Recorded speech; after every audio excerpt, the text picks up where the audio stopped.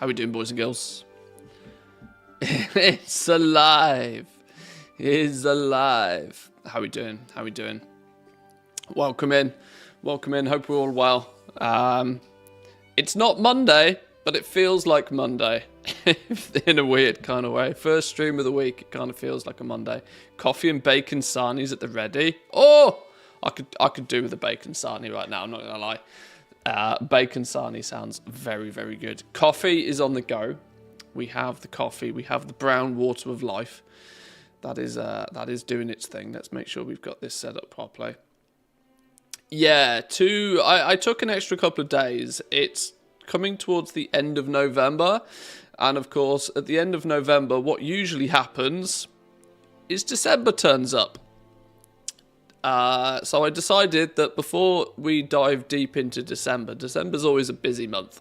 Busy, busy, busy month for one of a few reasons. One, it's nearly Christmas. Christmas throws a spanner in the works every single year. Loads of stuff to do, lots of stuff to get ready, lots of stuff to prepare for Christmas. I have the additional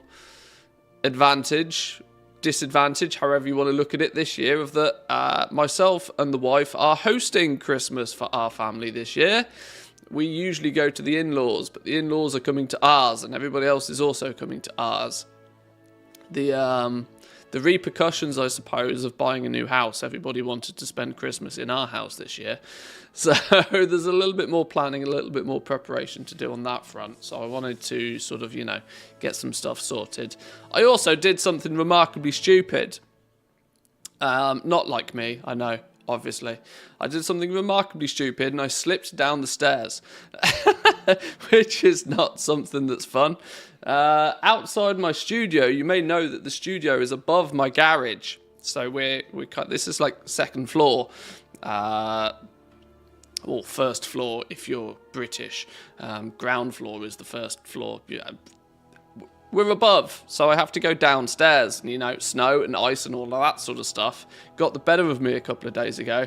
And I've bruised my leg. I've hurt my elbow. Stupid things, right? But it's fine. We can still play games. It's all good. Tell the in-laws to farm for you if they want to get some dessert. Well, yeah, exactly. That would also be a thing. That would also be a thing for sure. Not going to lie, I'd be the one that's laughing before helping you up. Yeah, well, actually, I was quite surprised. My wife watched me do it. And she quite genuinely said, the first thing that she said is, you haven't broken anything, have you? So she generally cares, which is nice. Christmas gathering live streams. Maybe, maybe not. Maybe, maybe not. We'll see. It does mean that my schedule for Christmas is heavily based upon how frequently I can make people go, how quickly I can make people go home. People turn up on the 23rd. I think people turn up on the 23rd. People go home when they go home. And, once everybody's gone home and I've relaxed for a day, then we can maybe start playing some video games again. But it sounds like a gamer that goes outside. Yeah, pretty much. Gamer going outside is a touch dangerous, has to be said. Maybe I won't do it again until the snow's gone. On Super Squirt Day. There's a Super Squirt Day? There is a Super Squirt Day soon, isn't there? There is a December Super Squirt Day. When is that? That needs to go in the calendar. I have to be very careful searching for this on Google.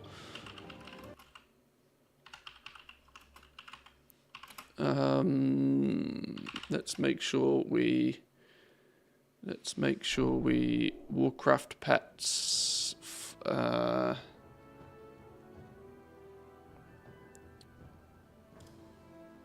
Oh no, that's Team NA. I want Team EU. I want Team EU.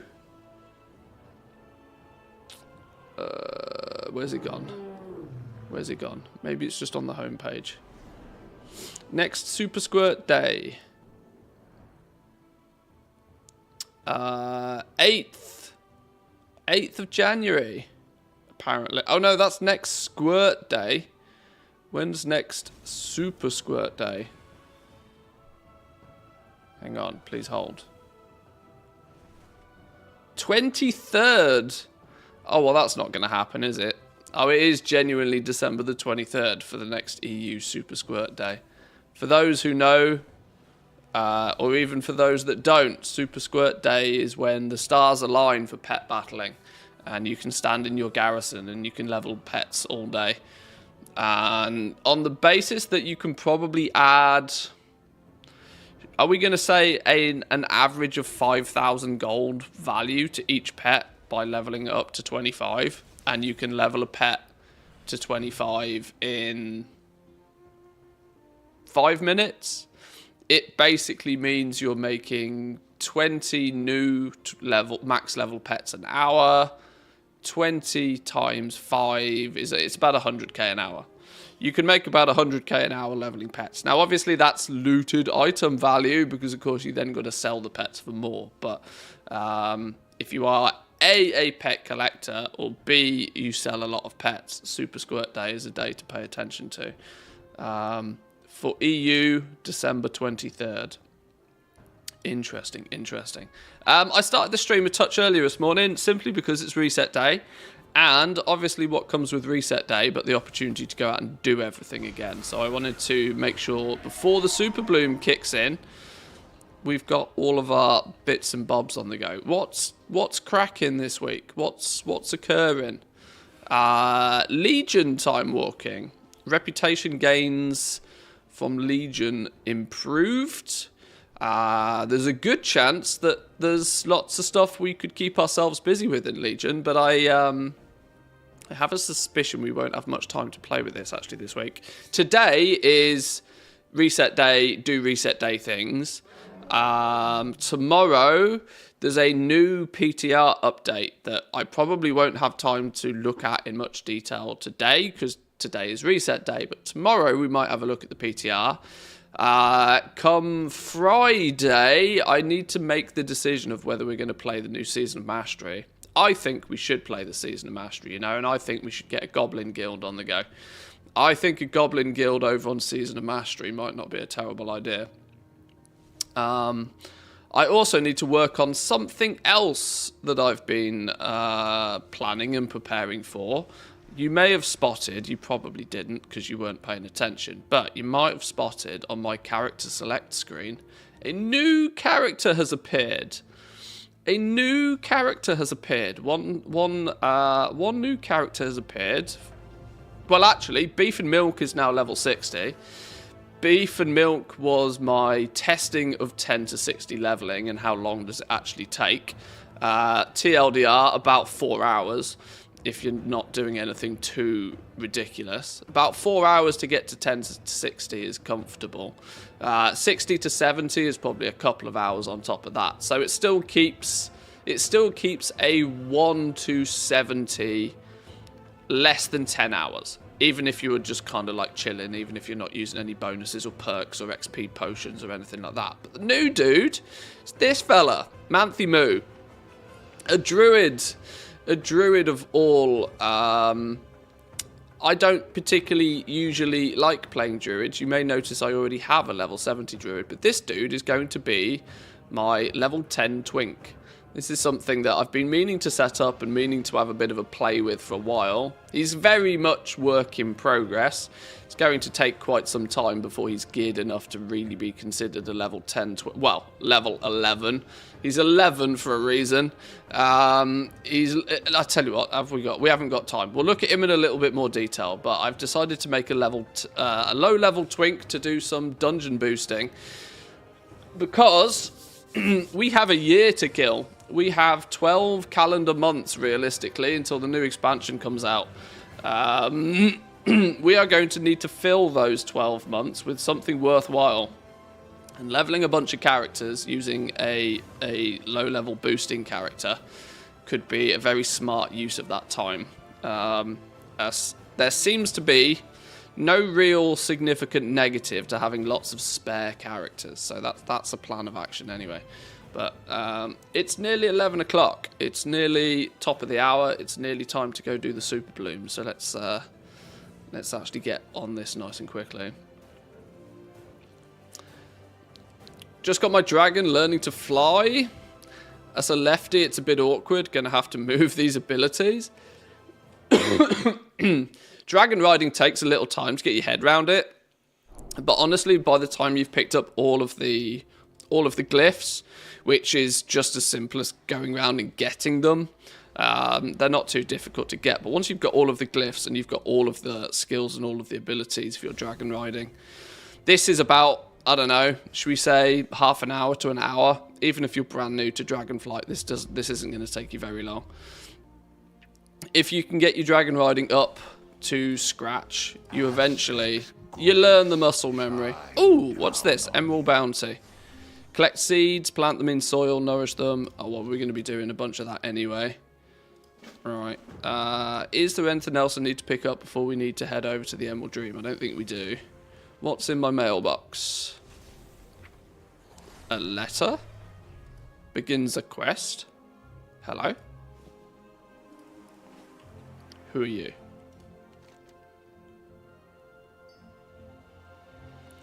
When he arrived at Tyr's Rest, he spent many days talking with us. We all asked him many questions, learning about the Titans, ancient history, and what it means to be good. But recently, Tyr has been speaking less, and the answers he does give are shorter, and some have an edge to them. I'm not sure what's wrong, but something is different. Will you come and speak to him? Oh, to get the tabard. Okay, cool. Alright, we'll do that, just not now. What have you got on offer this week? Time walking dungeons for 454 piece of gear. Well, we'll do that one then. We'll do that one. That's a smart one to pick up. Please don't look at bags. Bags are horrendous. I know bags are always horrendous. I can't help it. It's a curse. It's a curse, I tell you.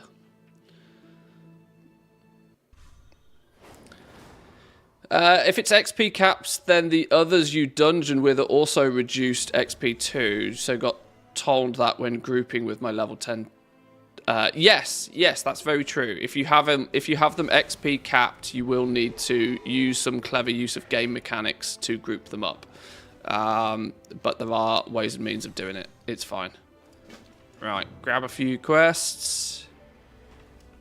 Feel free to browse. Grab another quest. Any more for any more?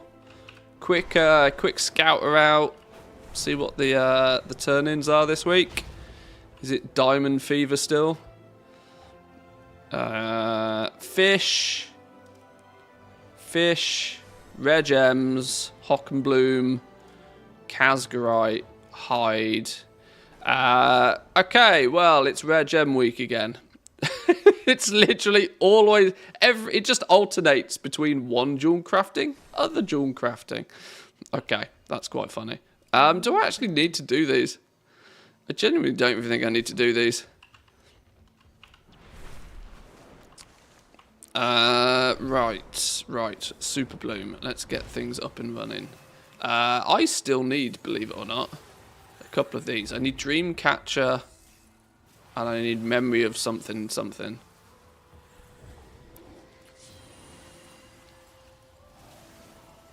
Oh, Dream Gatherer. That's the one. One to go. Happy. I hope you are here to help. Farewell. Okay. Right, all systems go nice and early this morning. A little late on the leveling pet thing. There are 2 add-ons that might help you. Ultra Squirt and Rematch. Yes, they are very useful. There's another one, I can't remember what it's called, that I've made much use of as well. I tend to, whenever there's a squirt or a super squirt opportunity, I just use the macro, the scripting, the scripting add-on. I can't remember exactly what it's called. So that you can basically program your pets to do a thing,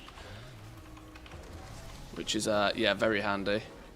Fall asleep again, and I'll put caterpillars on you to Pet battle script. There we go. That's the one. That's the one. Does what it says on the tin, right? That's built into Rematch now. Yeah, there's been some sizable updates to Rematch recently, and it has also caused other add-ons to break, which is a touch frustrating because Rematch is very good and I'd like to continue using it, but it has some conflict with some other very useful add-ons, so I need to figure out what's going on. But yeah, my laundry list of things I want to get done in WoW at the moment is actually quite chunky. I was very concerned that going into 10.2, with 10.2 being a remarkably lackluster patch by the looks of things. I said this from the word go. This isn't like hindsight 2020. This was literally my first impression of the Emerald Dream. My first impression was like, this seems to be, you know, a minimum viable product as far as Blizzard are concerned. What is the absolute bare minimum we can get away with for a major content patch? Right, let's do that. And they're clearly working on some other stuff still. I really hope they are putting some strong effort into keeping us busy for the next year. It's not like Blizzard haven't had this feedback before, right? That we get into what is arguably the last major content patch, and then people are like, well, it's still a year till the expansion comes out, what gives?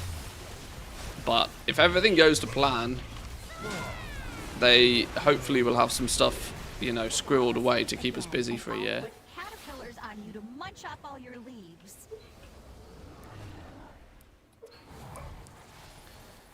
Teddy Bear, that's a very interesting comment. I appreciate all comments, but I have absolutely no idea how to respond to something like that. So I will let you amuse yourself.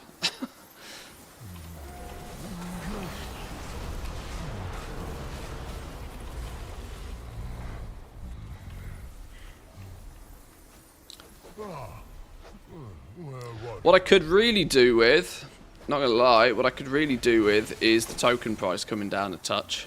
It seems to be fluctuating. We'll do a little bit more in-depth, a little bit more detailed overview of what the hell's happening with the token in a minute. But the token's going up and down. Even in Team EU, the token's going up and down like a yo-yo. There seems to be like a psychological floor price where the token dips, and as soon as it dips past a certain point, either it cannot go further down than that in any short period of time, and so it's sitting at a cheaper price, and people are just deciding to hoover it up, which is pushing the token price back up, or whether it is just a psychological thing that as soon as it dips below a price point, people are like, right, now I'll buy. But I'm hoping to get my hands on some 300k tokens if this yo-yo approach still keeps doing its thing.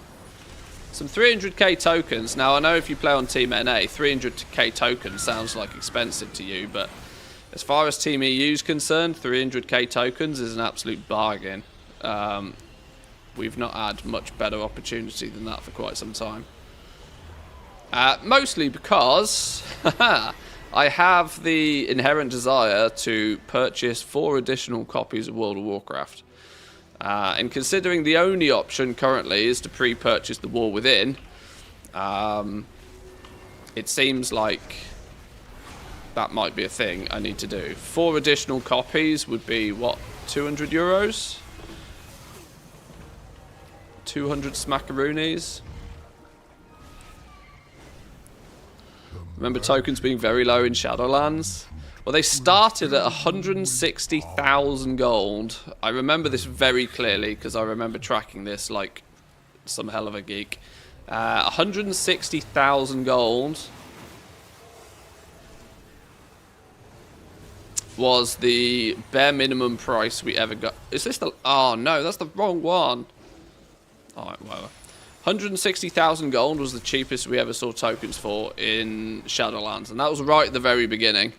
Presumably because every man and their dog was like, oh shit, I need to buy one of these expensive rank 4 legendaries that me and many other people were trying to flog to them. But it steadily rose at about 10,000 gold a month from there on after, even in Shadowlands, even in an expansion where people had a really strong reason to buy gold. This expansion, it's rising even faster. But obviously, we've got this weird thing going on currently with the new token restriction on many accounts, causing the token to do some wild yo-yoing. But if you catch it during a dip, you seem to be able to get some good value out of the token right now.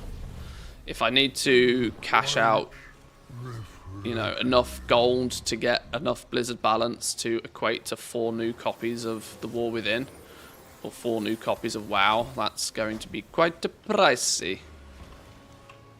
Because I never upgraded half of my accounts to Dragonflight even. I only actually ever upgraded 3 accounts, I want to say, to Dragonflight. So the rest are sat, like, in low territories now. But if I upgrade them all to War Within now, then it's done, isn't it, really? It's just done. The reason for 4, I should probably clarify the reason for 4.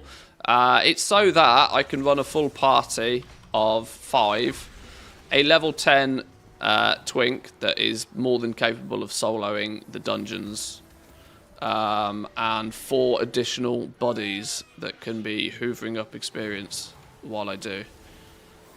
It's a common way now. Well, I wouldn't say common way. It's a way now, if you have the means and the desire to level up a lot of characters relatively quickly.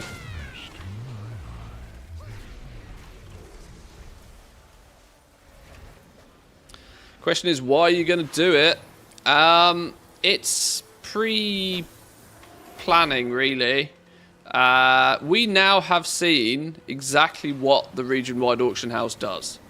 We've had the region-wide auction house for a year now, because it came into effect end of Shadowlands.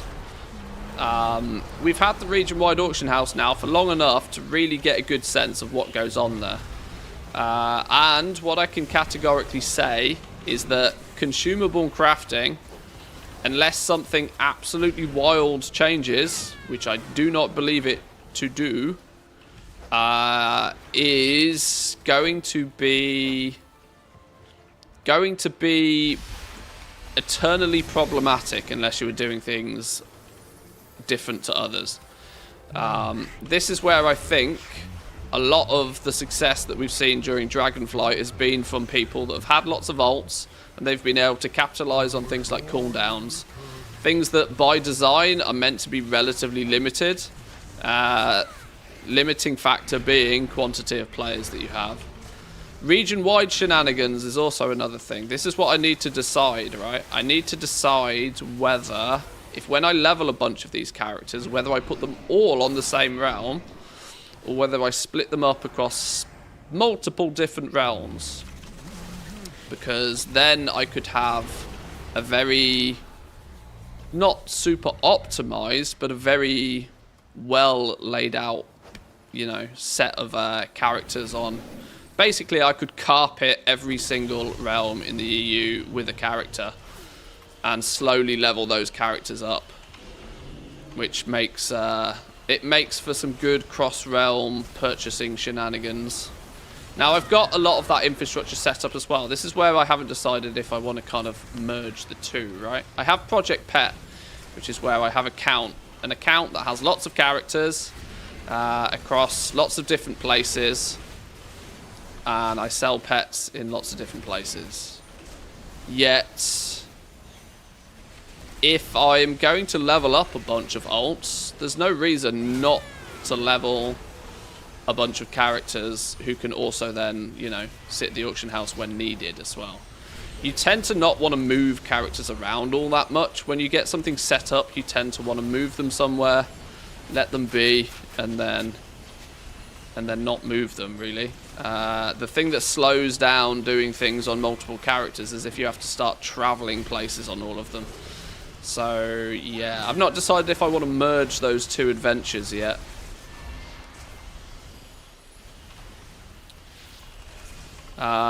Region-wide stuff, I think, is the play going forward, honestly. It's an advantage that I have over others, which I really should capitalize on, being that I'm not broke. I'm not having to trade my time for gold by doing inefficient processes such as gathering. I'm not directly in need of trading my time for gold. I can use my gold as leverage to help me make more gold if I want and where I want. And you need a good gold cap or 2 at the very least to even start contemplating doing region-wide stuff. Because if you go in region-wide, you might as well do it properly, right? You're going to need characters on as many different servers as you can get your hands on, just so that you can go and buy stuff.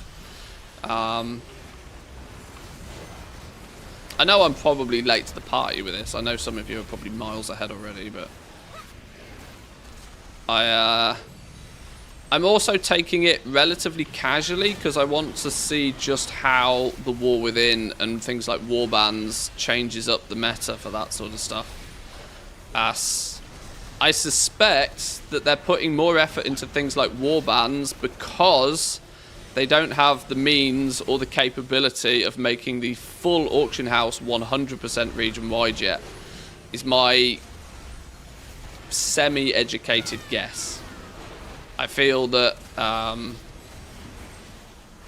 they would like to make everything auction house completely region wide, but it's just maybe not feasible without a full auction house redesign.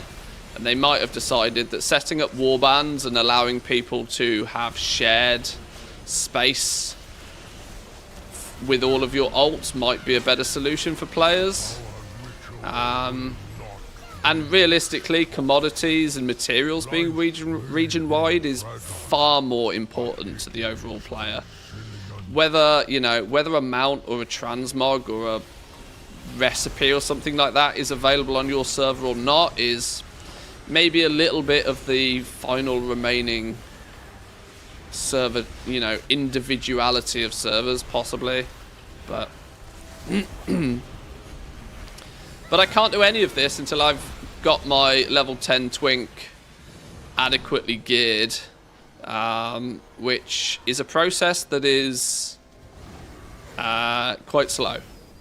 Quite slow. It's going to require quite many evenings of dungeon spamming, I believe. Shall work together. I appreciate your aid. Right, let's go plant a seed.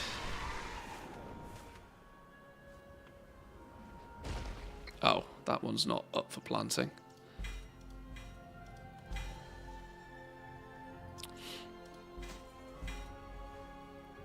What do we get? 447 waste. It's the same as what we've got. It's a couple of ranks higher. I'll take it. Rep token. Oh! Oh! These are account bound now. These are account bound once you hit level 20. That I wasn't aware of.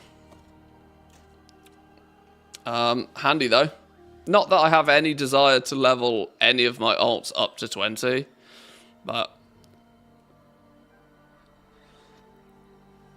one character's plenty enough, but we can, you know, spread them around. I guess that's useful if you want the augment rune, because that's character bound, which I also think was an odd move.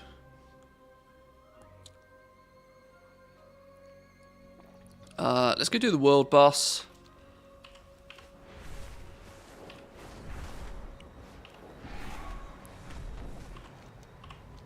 How do we get there?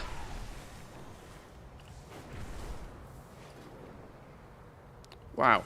This new foe is too powerful to face alone. Gather what forces you can find and remove this threat. Which one's going to be the one that pops? That one.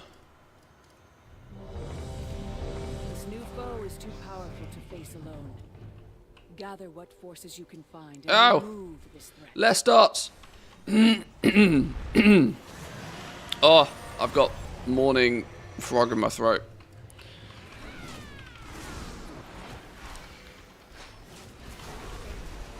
I don't believe all of the rep tokens go account bound, but I know a lot of the time the big ticket end of week rep tokens go account bound once you hit renown 20.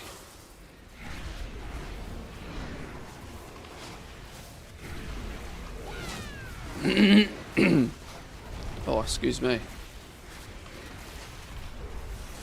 Makes it easier to get all the pets and mounts if a few tunes are renown 20. I've got all of the pets and mounts, I think. All of the ones that have any rep requirements attached to them. This is one thing why I've been sort of looking at other options to keep myself busy, because the Emerald Dream's basically done. Like, apart from, you know, going around hoovering up a few achievements, apart from doing the basics each week for my seed bloom each week, the need or real desire to be in this zone at all is dwindling very fast. Very, very fast. There's not a huge amount in this zone to keep me busy for much longer.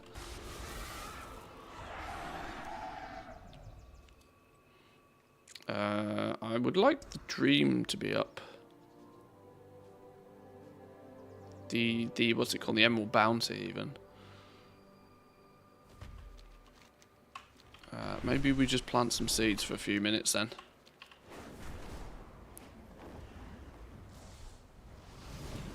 What's going on here?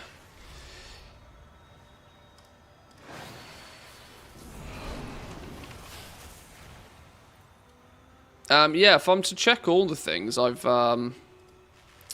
I'm sufficiently well done with this zone for the most part. What I am now hunting for is, I don't have them in my bags, which is going to make it hard to show an example, but my weekly seed bloom on all of my different armor classes is what's going to slow me down. Having only one cloth wearer is going to be the bane of my life, because it means my mage is going to be here every week for a long time still, for at least another 5 or 6 weeks.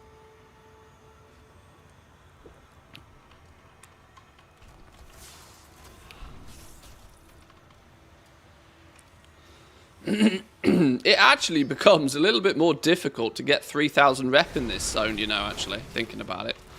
Once you've hit max, you kind of forget that once you were leveling up the reputation, there's loads of easy ways to get it. Maybe 3,000 reputation. Maybe I am going to use these tokens on my main characters just to get this quest done every week. Yeah, I hadn't really thought about that. I'm pretty OCD, so I max all of my stuff. I went at the beginning of the expansion. I took a risk, right? I took an educated guess, and it turned out that I didn't need it. But I leveled the main 4 factions on 4 of my alts. Something that was entirely not necessary to do, but I kind of, in 10.0... we didn't know what their plan was for the renown paths, really. So I went by the theory that maybe getting them capped at level 20 or 25 or 30 or whatever the hell it was a smart-ish move. Simply because I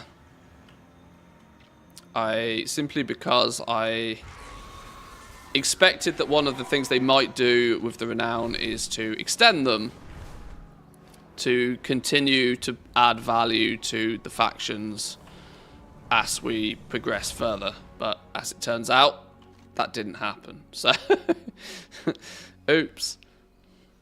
Save the 500 rep tokens you get for the weeks after. On alts, actually, yeah. Where it's only on this one character that I've zug-zugged rep. So on my alts, I can just not use my rep tokens, and if I need a quick influx of rep, I just go do a chapter of the campaign or something very quickly. Why can I not plant seeds anywhere?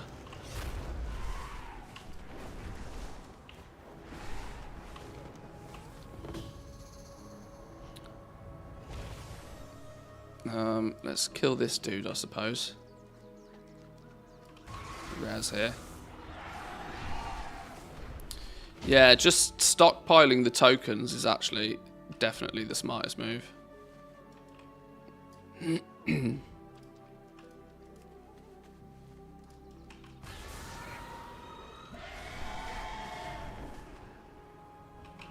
But I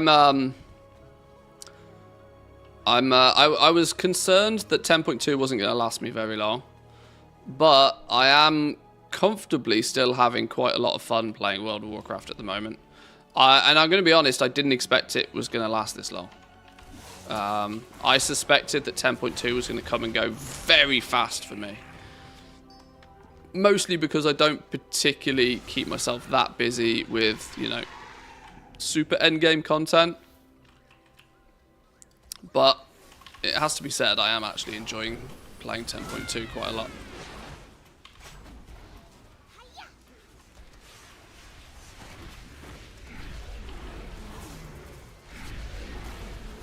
We need to do some skinning. Got to get our cobra skin chances done. That's another thing on my list, as I suspect there might be some shenanigans going on the auction house today. Being reset day and all. I didn't make many. In fact, I made basically no like early investments for this patch. Realistically, I only chipped in on a couple of things. I bought some resonant crystals because I knew categorically that they're pretty much a fail-safe, right? They almost always go up in value. That's not too much of a problem. I made a bit of gold off some awakens. Where are all of the seeds? Why can't I plant a seed anywhere? Have they changed the seed spawns? Have they put the seed spawns on a rotation or something now?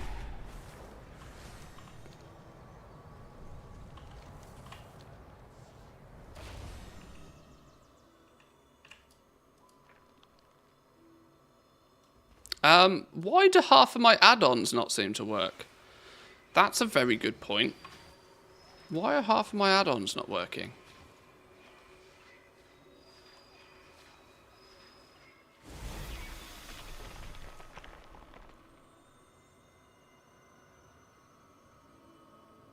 What's the add-on I'm looking for that isn't working? Plumber. Where's Plumber? Why is Plumber switched off?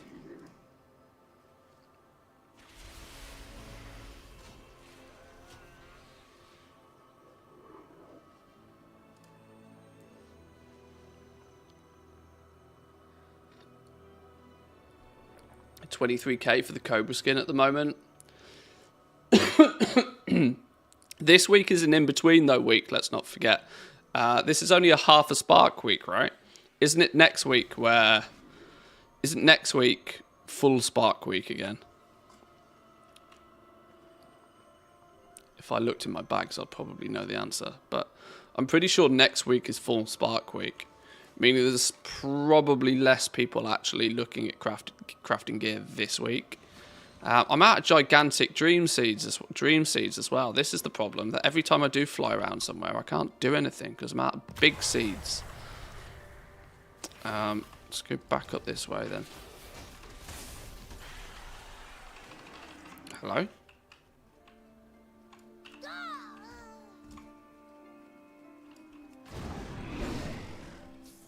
Can I mount up, please, game? Ground mounts are not allowed here. What do you mean ground mounts are not allowed here? Hello? What's going on?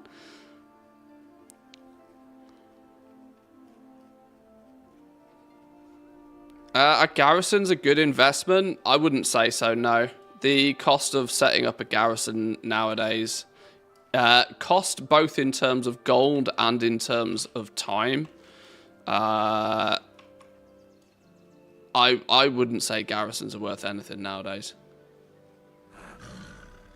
The likelihood you'll pull any profit out of your garrison realistically is slim to none.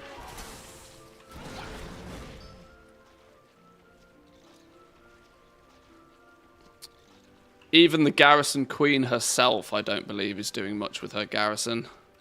Why can I not mount up, game? Hello?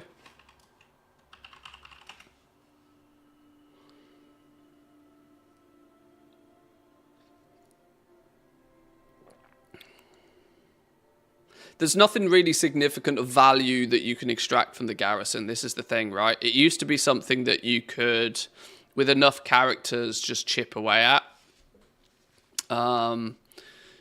you know, you were getting some basic materials. You were occasionally crafting a few bags. You were, you know, doing a few, you know, some simple things, even raw gold grinds. But the reality, why can I not mount?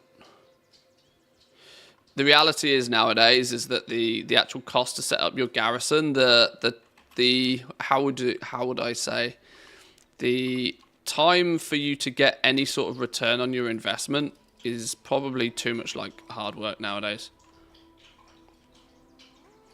Lucky if you make 1,000 gold a week and you have to log in every day for 5 minutes to each character to even make that. Yeah, you're better off just doing dragon races than you are messing around with garrisons nowadays. Aha, finally I can fly again.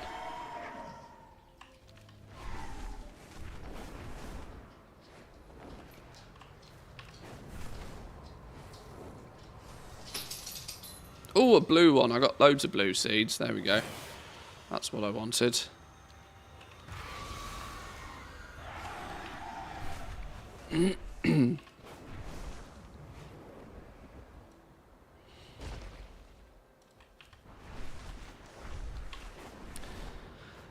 I'd probably say something that is more valuable than a garrison setup would be a Shadowlands mission table.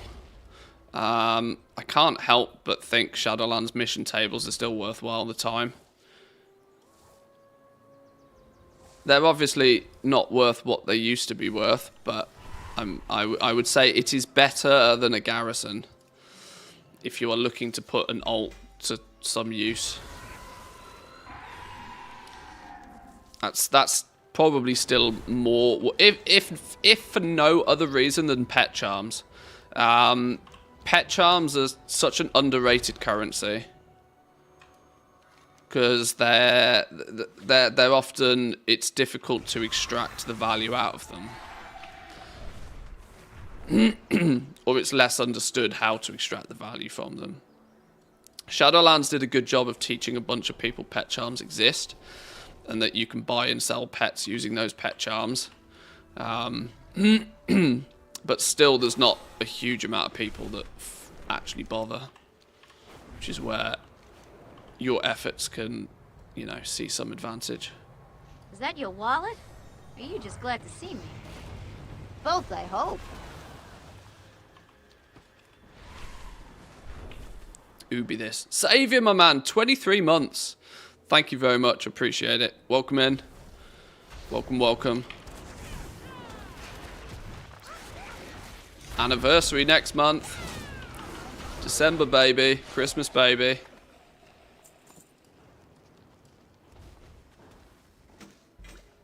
Ooh. A 424 bind on equip two-handed sword. There's no chance that's not going to sell. No chance that's not going to sell.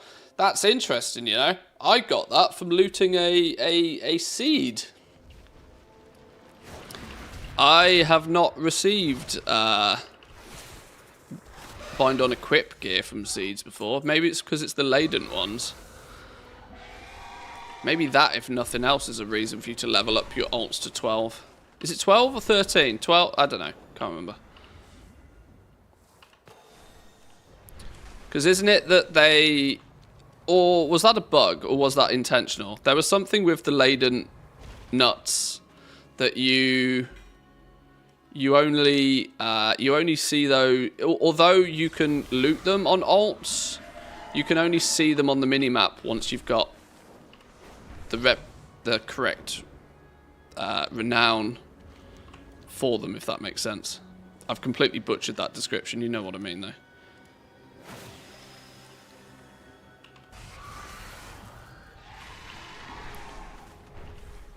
I can see them on all my tunes now. Oh, maybe it was just bugged then.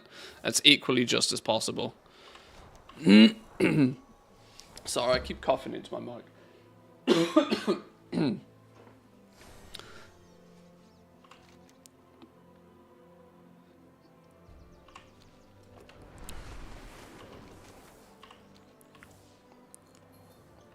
I get coffee lung in the morning.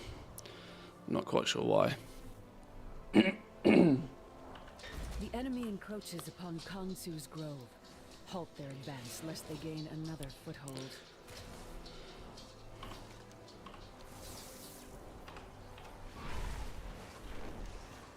I think it's because in the winter, I tend to switch up when I take a shower. I often take a shower. In the winter, I take a shower in the evening before I go to bed. Whereas in the summer, I tend to take a shower in the morning. A shower in the morning does wonders for like clearing out your system first thing. Do I want to spend a bunch to get rep from that? Sure, why not? Can't believe 1,800 viewers are watching Echo pack up Race to World First Studio. Use the word viewers very loosely. I would suspect they're not necessarily viewers. I'm not throwing shade anywhere, but embeds are still a thing. If there's 1,800 people worth of chat going on, then maybe, but.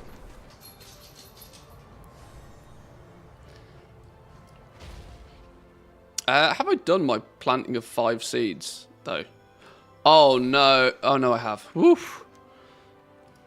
I have. Right, well, forget planting seeds now. Let's just go around and loot stuff. There's a whole bunch of people in chat as well. People will watch anything nowadays. I should use that to my advantage, shouldn't I?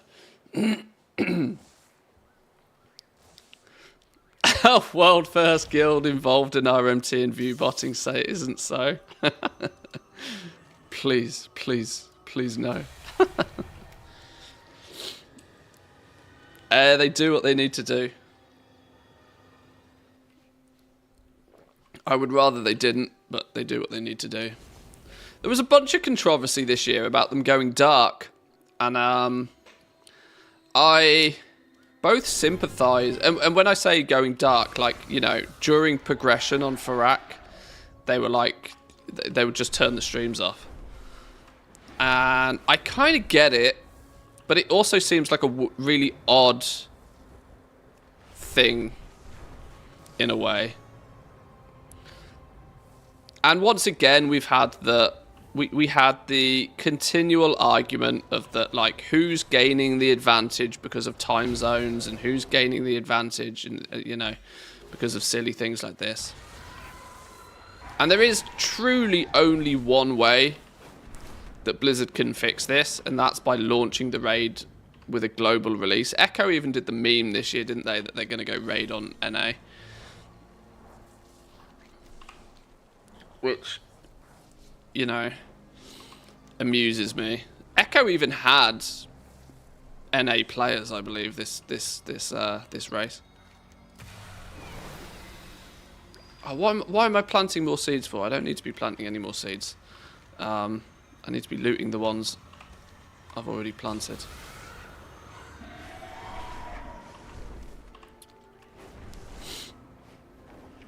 Any reason why Awakened Decay is so expensive right now? Probably to do with the fact that I can't imagine many people are actively... It's a supply and demand thing. I can't imagine many people are actively farming it. Am I right to believe the Brackenhide level boosting thing is not as popular anymore as it once was?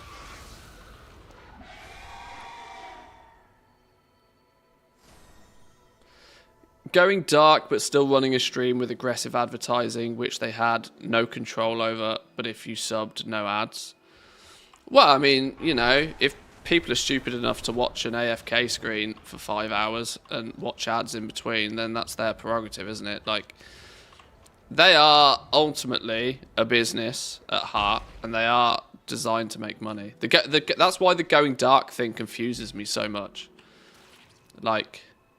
I wonder what the situation is with Limit and Max, because one of the big differences with how the Echo live stream is significantly higher in viewership than any of the individual raiders, where Limit do a guild live stream and everybody still watches Max. So I wonder what the agreement is with Max and his channel? Because does that just become his revenue? Does he put that money in his pocket? Or is his channel technically owned by Limit? I would imagine that's probably how it works. His probably contract. The irony being is that the contract he has with his own guild is probably such that his live stream channel is part of it. It's just odd. It sounds odd to me. That something like that even can be a thing in a video game as well. Let's not forget that you can that you have like full-on organizations doing organization things. I don't know. I'm probably not making a very coherent argument here, but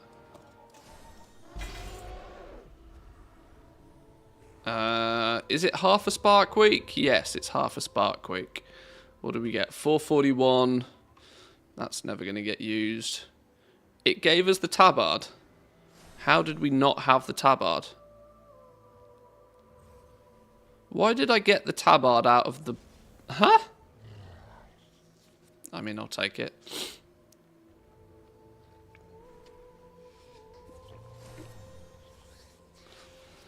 Max splits his stream profit with the team during the race.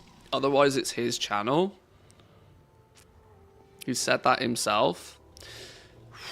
That surprises me then. That surprises me.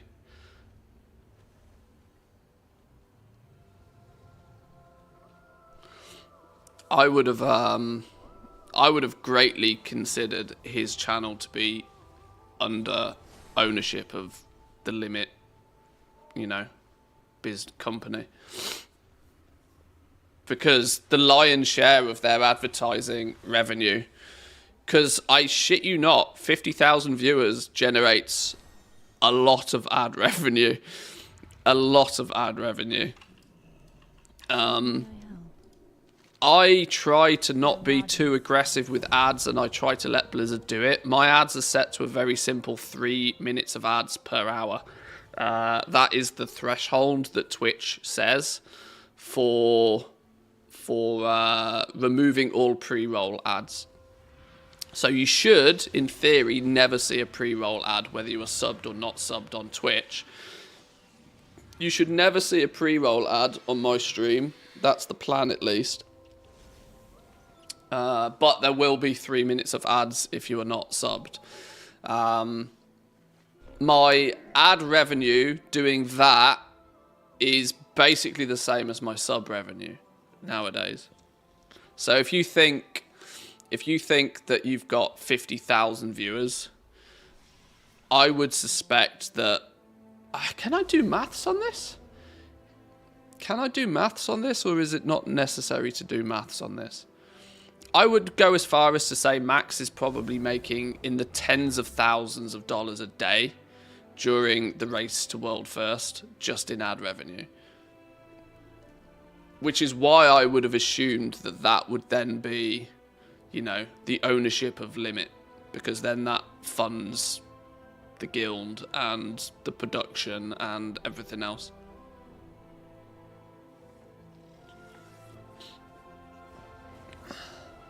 Tabards bugged, you'll get one with each cache. I got like 12 tabards yesterday. Oh, okay. I will bear that in mind. Do I have a dream infusion yet? I don't. I'm still missing a couple of these pets, actually. We got the Dreamborn Scarab. We got Dream Hoof. We've got Memory. We've got Somnolette. We need Reverie. Do I have any of these anywhere on anybody? Oh, I need these last two.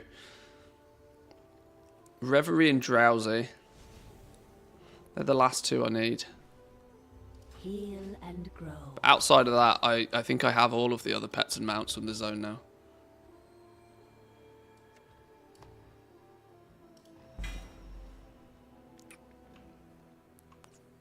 Oh, another tabard. Oh, great, okay. This is going to be a thing then. Wonderful. Wonderful.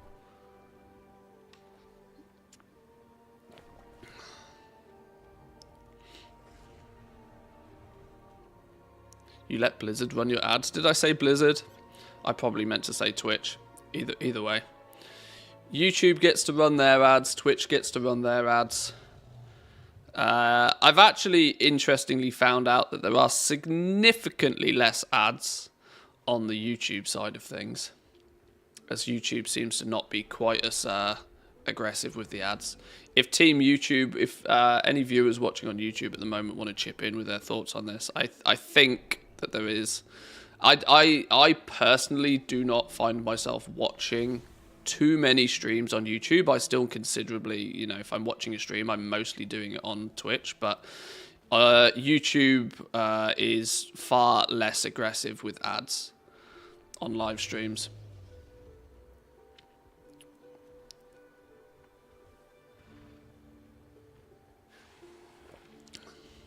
There should be a goal making event, 100 gold to 1,000,000 gold. I'd watch it.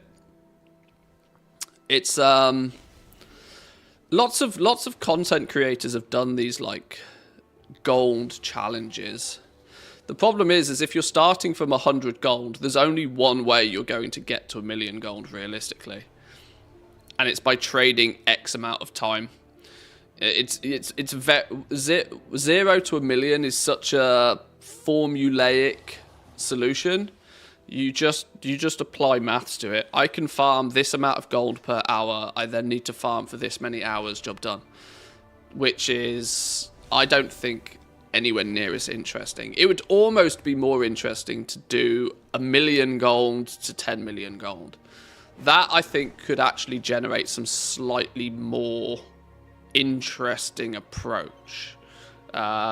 Simply because you then aren't necessarily totally beholden to farming to make that gold. You can choose to spend that 1,000,000 gold. You could go down. You could invest that 1,000,000 gold in things in the hope that it returns you more, whilst also doing some farming in the time it takes you to flip things. You know, that's a little bit more interesting, I think.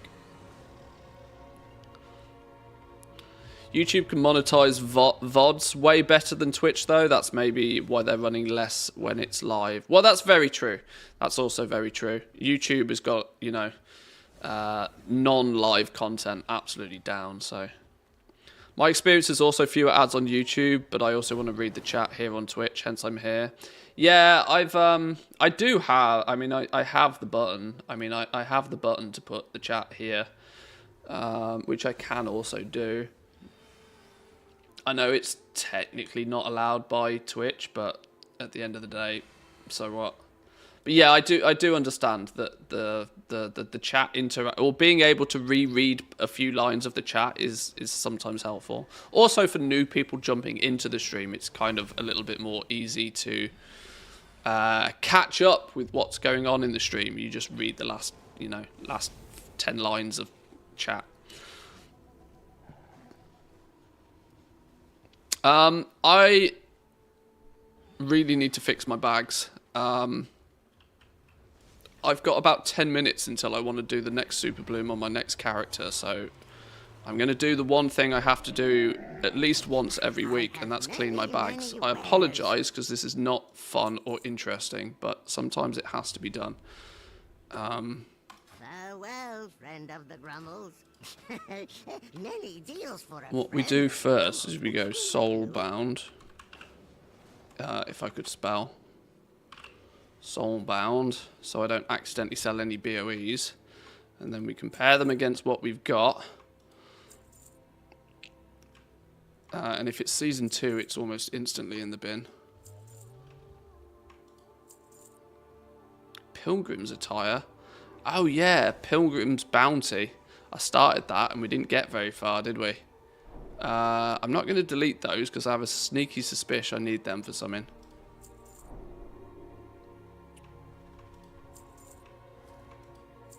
I really just need to get into the habit of deleting gear when I get it, if it's like soulbound and stupid.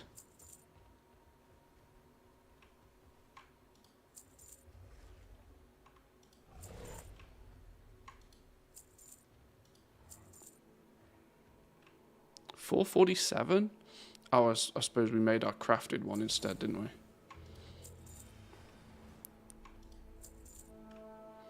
450. Why would I ever... Ooh, I need to keep that because I can level these Winter Forager ones up and then turn these into tier. Whereas my Ashen Predator Skinners are last patch and they're 8 of 8. So I do actually need to keep that one. Arguably the same. Oh no, they're both on the Adventurer path. They can go.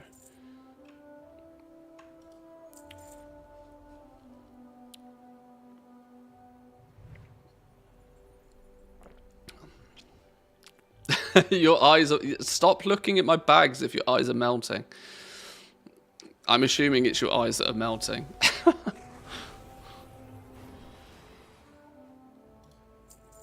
It's not my fault.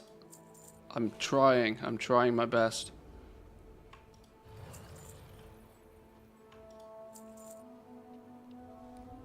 I'm sat at 10 mil and honestly it gets harder to scale it than getting it up to that point. Yeah, it's odd, right? You make 1 million gold. Once you've made your first 1 million, your second 1 million turns up really quickly. Oh, that's on the veteran path. We should probably keep that one and up. Am I ever going to actually... I don't know. Keep it anyway. Yeah, your first 1 million to your second 1 million becomes really quick. But it does slow down eventually after that for a lot of people. Because scaling past that sort of... If you've... Whatever it is you've done to accumulate 10 million gold in the first place... It probably means that you've stopped reinvesting it by proxy of you actually having 10 million gold, right? It clearly goes to show that you've stopped...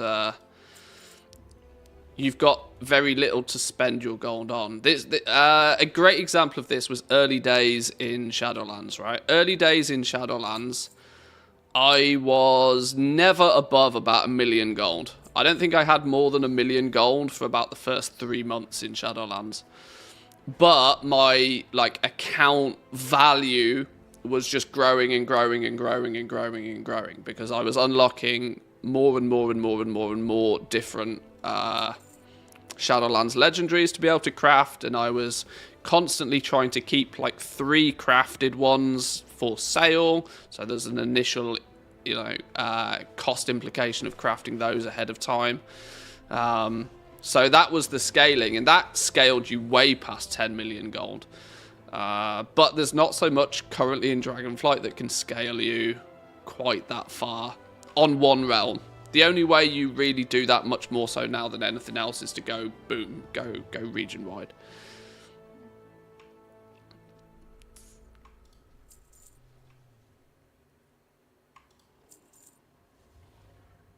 $441, no, crafted again, another tabard.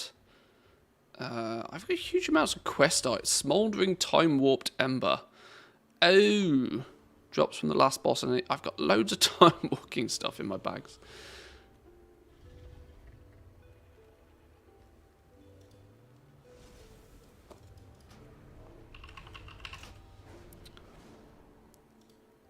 I don't know what half of this is now, to be honest. I've got an awful lot of random trash in my bags that I can't seem to do anything about. That's on the veteran path, so I'm going to keep those. I knew there was a reason I was keeping those.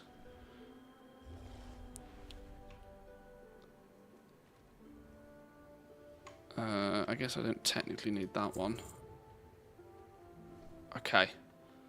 I'm running low on stuff I can easily sell.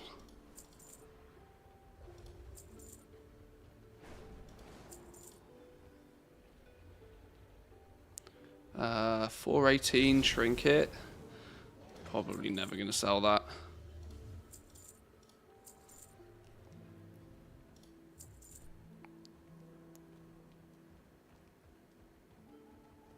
Why have I got, like... Why have I even got those? Iced Vial of Corrupting Rage. Why do I have those? I have never bought those. So why do I have them? Where have they come from?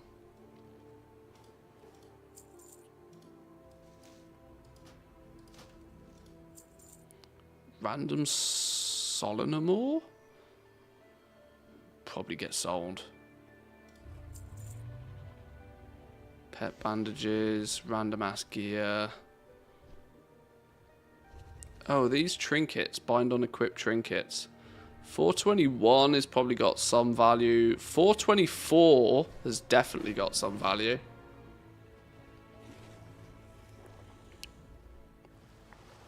From chests sometimes. Ah, is that what it is? Okay. Somebody didn't hand in their time walking quest. I never hand those in. Look how many of them I've got in my bags. I'd never remember to hand those in.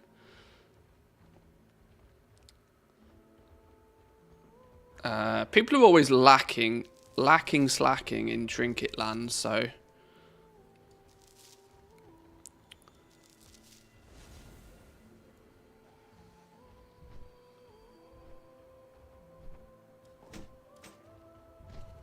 Put me 424s up here. All of the... I've got a lot of BOEs I should be listing, actually, here. None of them do I really think are actually worth what TSM claims them to be worth. But you never know until you post it, right? That's the rule. That's the rule. If you don't try to sell it, you'll never find out.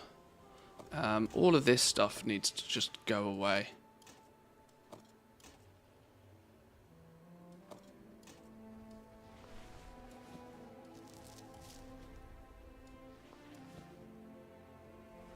$421 ring. These are cosmetics. They need to go somewhere. Because they have not been learned. What is this? Trash, that's what that is. Okay. There is... Oh, and all these random ass potions. Okay, there's not too much more I can do here. Let's send a few things a few places. Sorry, we'll get back to the regular scheduled activities in a minute. I just need to burn through. Oh, I've got a bunch of rare gems actually on me. Let me go do that first. Distractions! You did the hard part by doing the dungeon. 500 time walking badges. Nah, I can't be bothered to hand that in. I just... It's not on my to-do list, right? It doesn't even hit my radar. This is the main thing. It just doesn't even hit my radar. Hang on, your Sem ones were probably actually the ones that were worth something there, weren't they? Oops. Oh, that's all much of a muchness.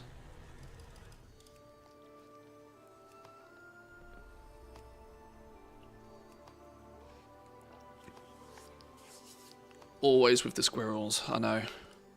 Always with the squirrels. May the stars guide you.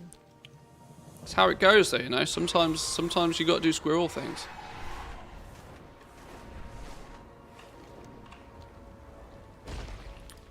What I can do is I can go groups, send, and hopefully a bunch of shit should just disappear. There we go. That's what we're talking about. God, I love TSM mailing sometimes. I don't use it anywhere near as much as I should, but it's a godsend when it works. No. Those aren't going there. These are going there. These are BOEs we're going to sell.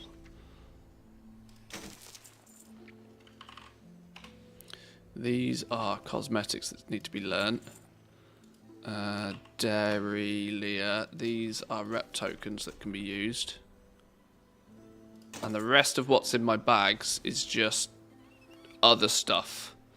Random other stuff that I will deal with another day. But that has meant that my bags are significantly more beautiful than they once were. Significantly more beautiful. Green seeds, blue seeds, epic seeds, seed blooms. Should we go spend our seed bloom? I've got 2 minutes actually. Hang on. Yeah, we can do that.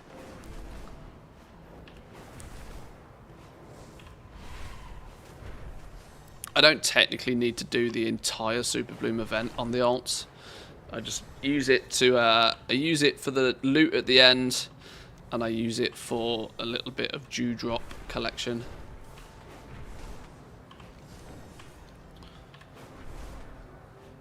I have care packages we need delivered to the great Sumnowls.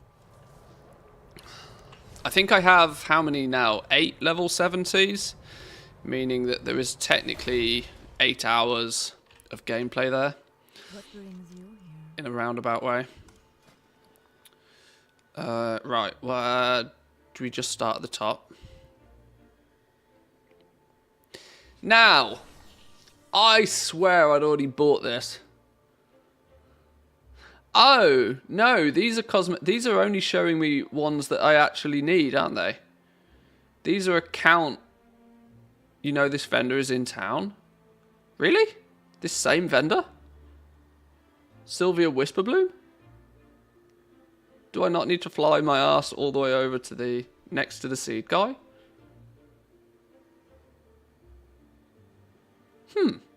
I'll investigate in a minute.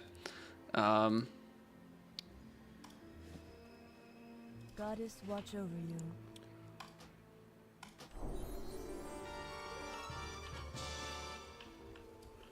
I need 800 reputation to complete the Aiding the Accord. Do I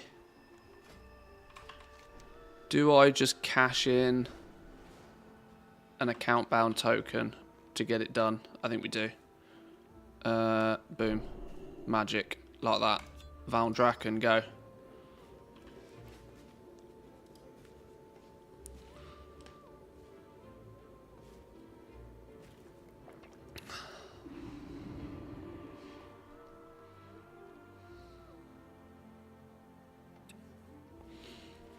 Today is, for me, the most part, gonna be a simple run around and get the weekly stuff done. That's my main incentive and the first port of call.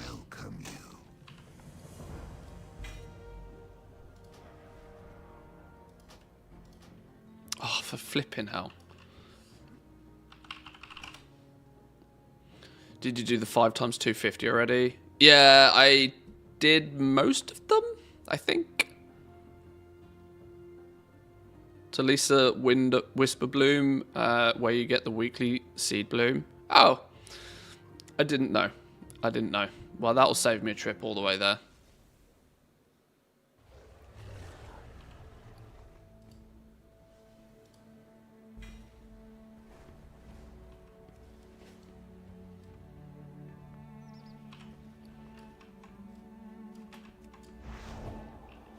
Alright, let's mail these off quickly as well.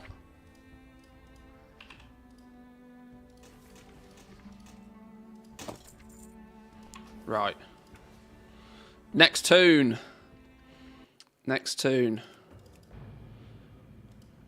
I've set up my wowthing.org to track a few more things that I'm paying attention to now. I've activated the 10.2 chores list. So it's now showing me what I've done on each of my characters, which is quite nice. And I can see which ones I've got progress on and which ones I haven't. So it's like 1, 2, 3, 4, 5, 6, 7, 8 level 70s I've got now.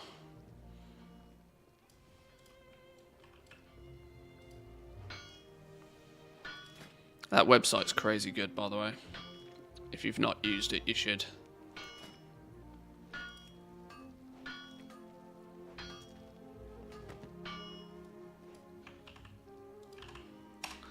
Wowthing.org. Cannot rate it higher. It's a fantastic website.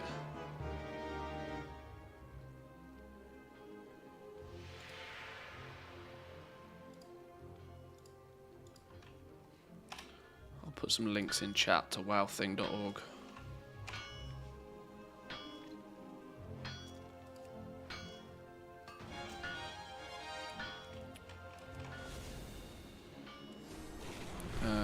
Let's grab our blacksmithing weekly. Interesting. Have a good one. quickly see if there's any work orders.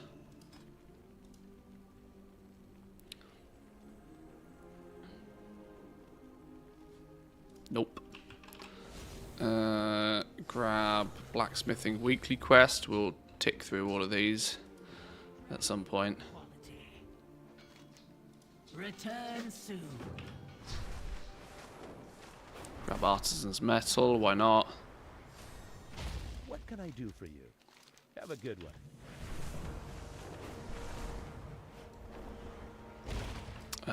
Time walking dungeons. We might actually do this on a bunch of our characters, you know. What do you want? Oh, the catalyst thingy. We serve once Emerald bounty. Okay. We're off. Oh, I'm out of coffee. That happened too fast today. Today's a double coffee day. I feel it. I feel it in my bones.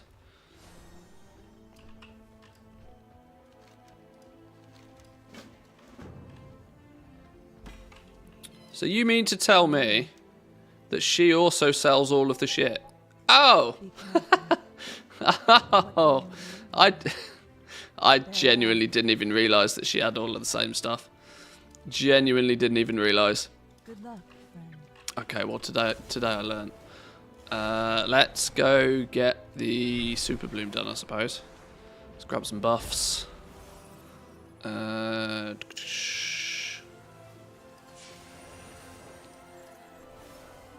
Sack of talon treats.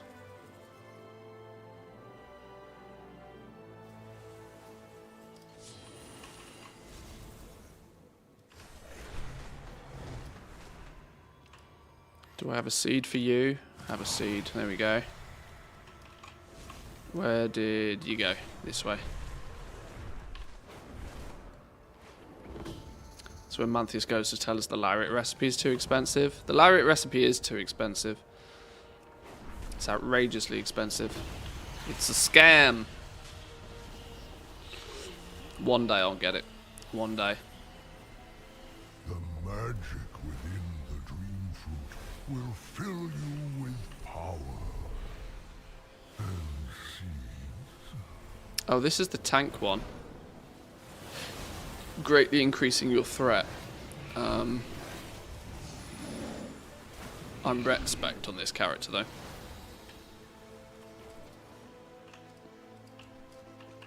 Welcome. Thank you for your time.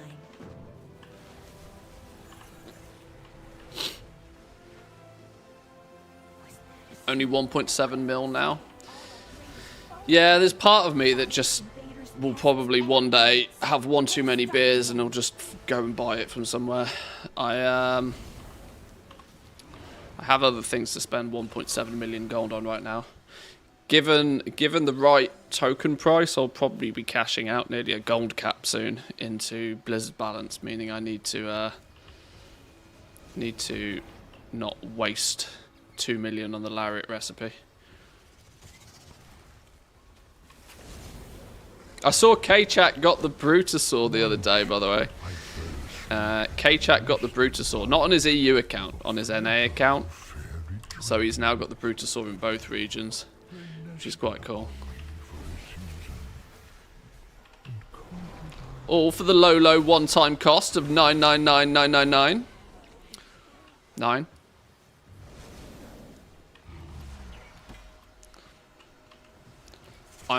I've about come to the conclusion I'm just never going to get it. Simply because I don't put any effort into getting it. The stupid thing is I've got the goal to get it, but it's all about being in the right place at the right time. And the problem for me is not the right place, it's the right time. I am so rarely online at 1 o'clock in the morning. And even if I am online at 1 o'clock in the morning, it's usually by accident, not by design. Meaning I'm probably not thinking about, oh, check the black market auction house. So, even if it was to, by some sort of magic, turn up on Draenor, I'm probably unlikely to get it.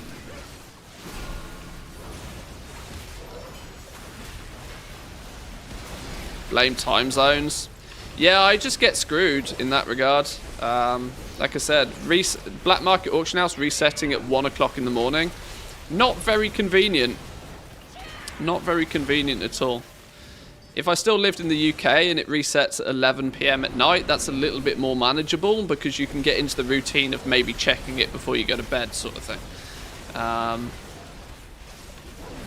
But because I tend to, even though I do what I do, I still tend to, my sleep pattern is very much based upon my wife's routine. Because I get up when she gets up in the morning, even though I don't technically need to. But I get up when she gets up in the morning. That means we can, you know, we can take the dogs out for a walk and we can have breakfast and whatever. And then we go do our things. She, you know, often has meetings from 9 AM and whatever, so this equally means I don't go to bed at gamer hours, even though I have perfectly capable, you know, I don't start my stream till 11, but I use that 2 hours after she starts work in the morning to catch up on admin, paperwork stuff, adulting things, you know, and then stream starts. The TLDR being, I'm usually in bed fast asleep by 1 o'clock in the morning, not thinking about checking the Black Market Auction House, so. Spend the extra 20 mil and get somebody else to do the work. The problem is those boosting services for that, I don't even think that they're very reliable because, like, the reality is I would still need to, even if they did the searching, I would get a text message or a DM saying Longboy available on this realm. That still means I would need to haul my ass out of bed, come and, you know, it's just not feasible. It's just not happening.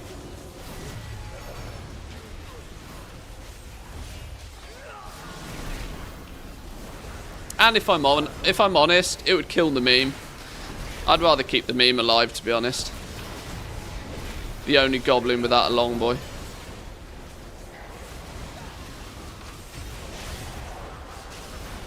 Hey, it'll be a Twitch drop or a trading post thing at some point, won't it?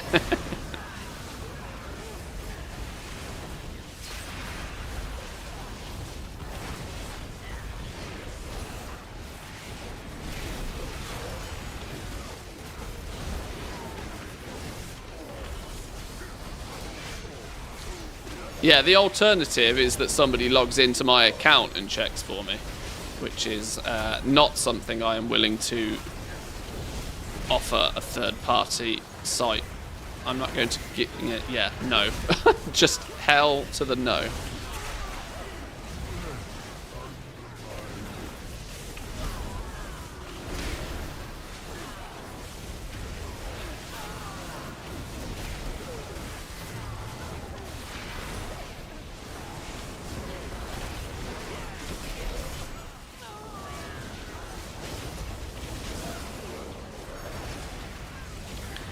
What's the best way to farm dream seeds? I have like 100 of them on my main, but not enough to complete the 5 seed weeklies on my alts. Just kill things in the zone.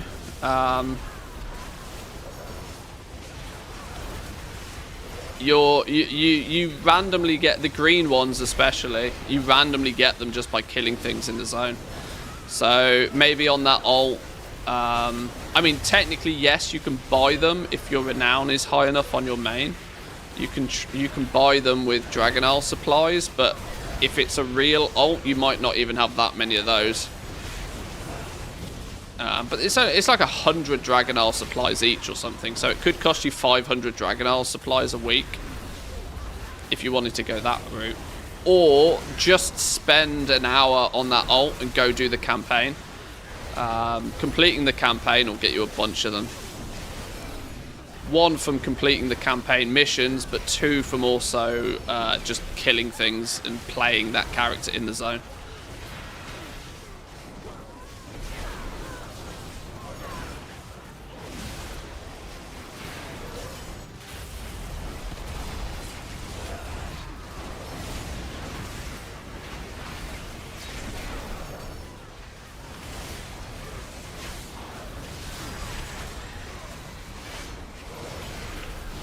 25,000 Trustpilot reviews though. Yeah, because that's legit.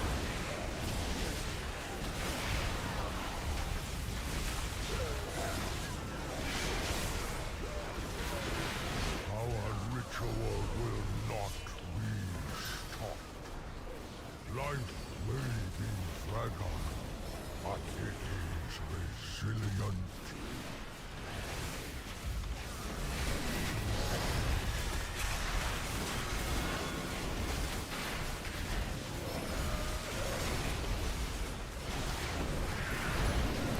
In my house we get up at 5 a.m. Pretty sure my husband would divorce me if I woke him up at 1 a.m. for a bunch of pixels.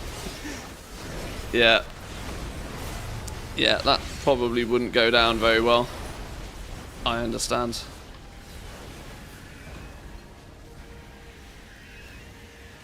Wow, look at the amount of people. Oh, it's hidden. There's a huge amount of people getting the super duper bloom. First time a whole bunch of people have completed a super bloom.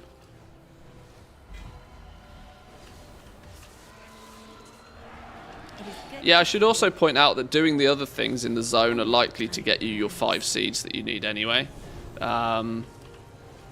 It's not uncommon when you complete the super bloom to get a seed. Look, I've just picked up 2 gigantic seeds just from doing this. Look.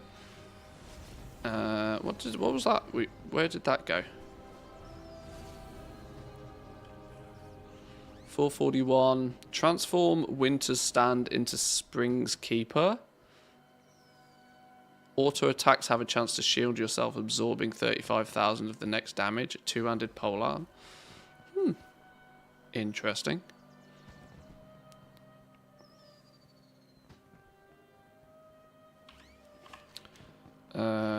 What else is on the task list for this dude? Let's go kill the world boss. World boss, world boss, world boss.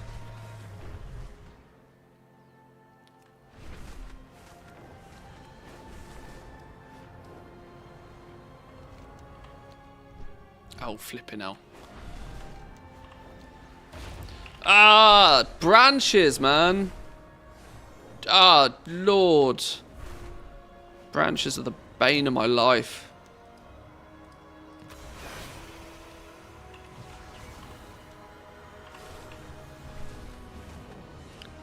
Actually. Oh, I don't want to wait for that. Although I should wait for that. Ooh! Foe is too powerful to face alone. He's already getting pew-pewed on my realm even. Well, I don't need a group for this then.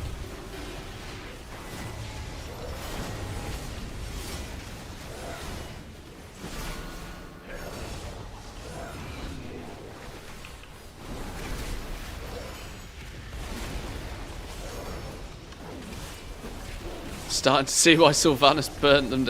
Well, yeah. I can't believe they made a zone that's full of trees where you have dragon riding predominantly, and they didn't make half the trees like transparent entities.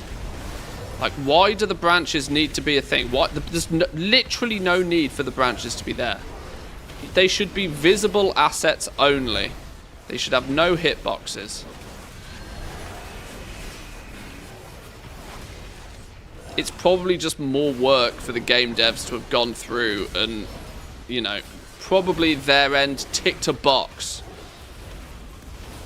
for, you know, to remove the hitbox in whatever, I don't know. I'm no game designer, but, like, I really cannot believe that it can be that hard to make, or that it's even any extra work to make the assets transparent or translucent or whatever the correct term is.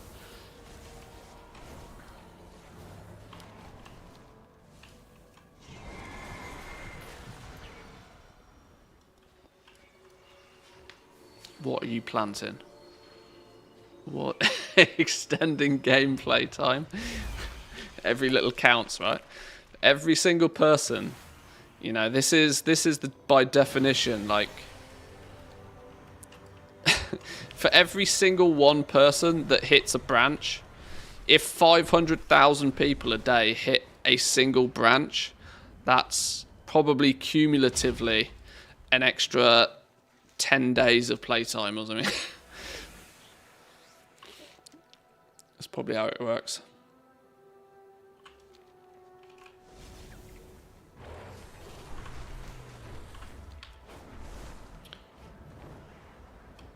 Alright, more seeds.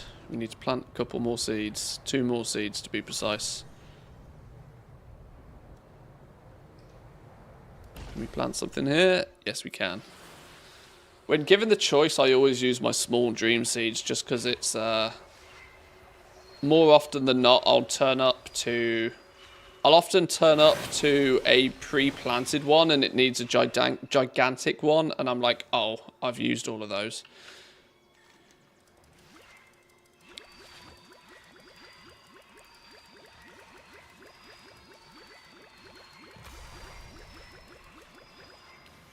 $51, I'll make sure I get rep from when I come back and loot it. I don't need any loot from the... oh no, I need Seedle, sorry. There's 1 pet I'm missing, which I could very easily just go and buy if I wanted to.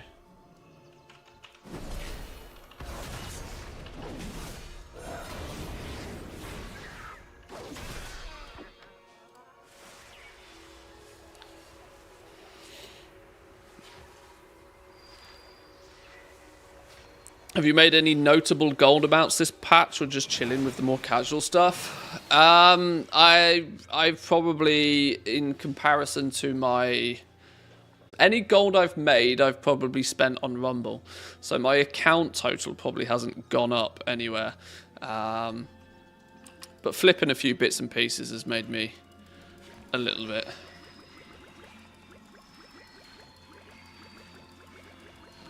It depends what you consider as notable. A few mil, maybe.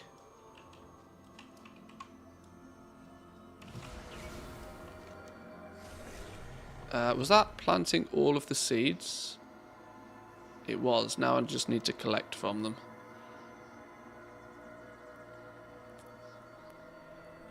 I guess if that's the case then, we hang fire for a bit.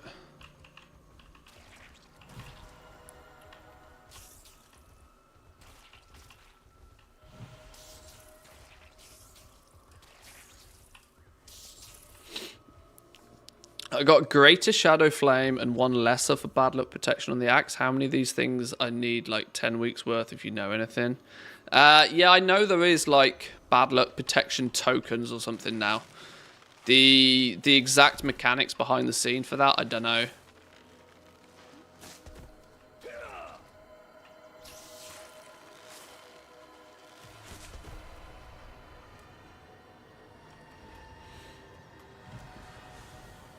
Yeah, I genuinely don't know.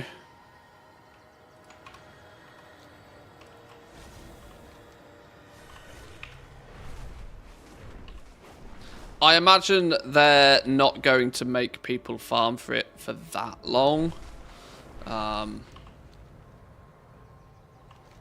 It does seem to be... It does seem to give off... Because obviously, you know... A legendary is something a lot of people are going to chase after, but it does seem to be, because there's bad luck protection at all, it seems to be a bit of a charity legendary. But that could also mean that they want as many people to chase for it as possible. So, yeah, I don't know.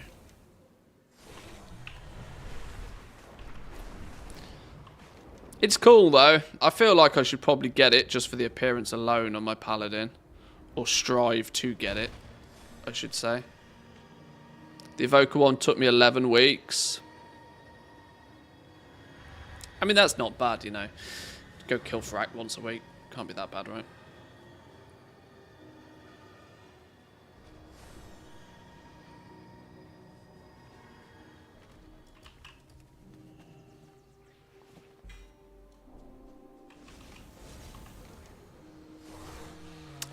Any more for any more? I only feel as if I've looted 3.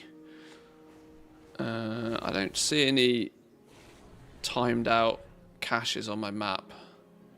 Maybe that was 5. 2,300 rep out of 3,000 rep. When we hand in the blooming dream seeds, we should get the missing rep that we need. On characters pre-renowned 20, it's much easier to get the rep you need.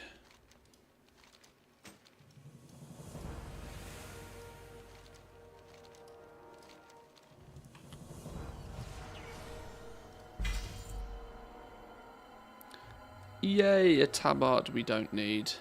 450 collar. 450 with a socket. It's better, I suppose.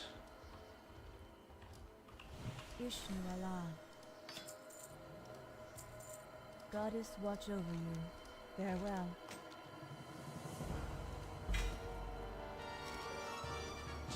Pair of boots and another tabard. Where did it go?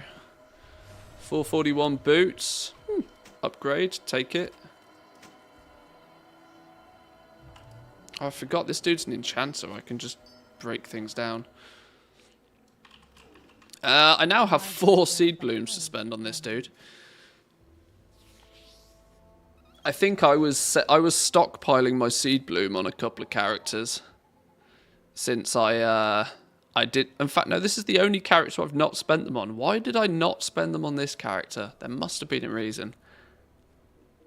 There must have been a reason why I didn't spend them on this character. I don't know. Maybe it was because I was contemplating, or it might have been because I was trying to figure out how easy or how time gated it is to get the pets. But it turned out that they were not that difficult at all.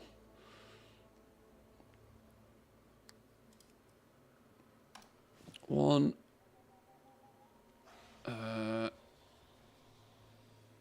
2, 3, 4. Del Nadris. Yes. Yes. All the things is happy. Beautiful. Beautiful. Has that got all of my tasks for the week done? You know what I didn't do? I didn't do the turn-ins for the week. Let's log the second account on.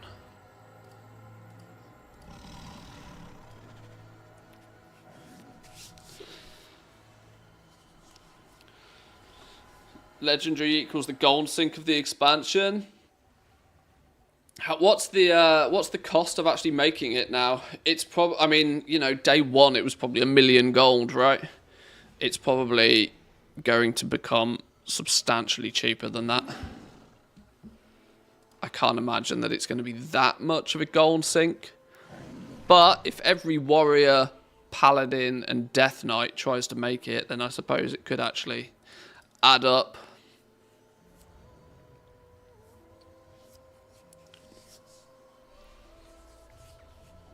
Some people were saying it was 2.5 mil on NA. I mean, that sounds ludicrous. Oh, it depends what shenanigans was happening with like Cobra skins and that sort of stuff. If there was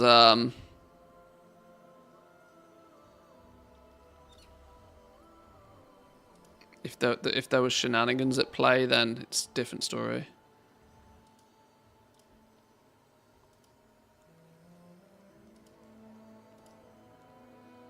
Where's all the rare gems? I swear I sent a bunch of rare gems in one of these mails.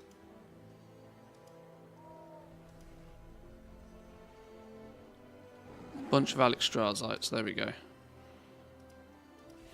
The turn-in, how many is it? It's 25 per, isn't it? So I need 150 of them.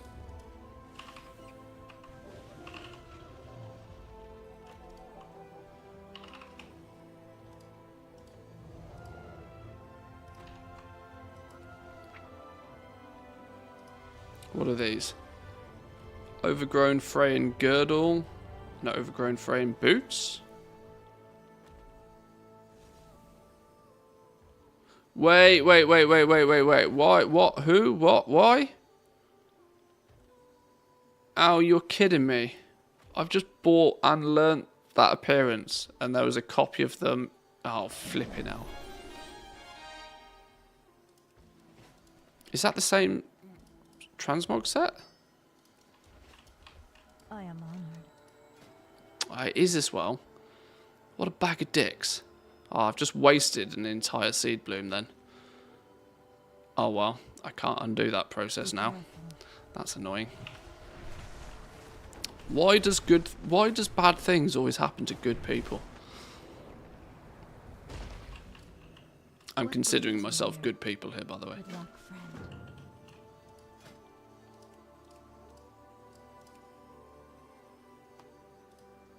Hello. May the stars guide you.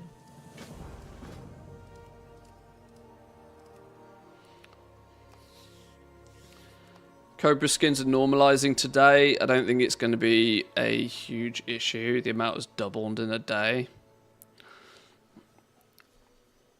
It's hard to keep track of like the true supply and the true demand of these things because there's so much shenanigans going on.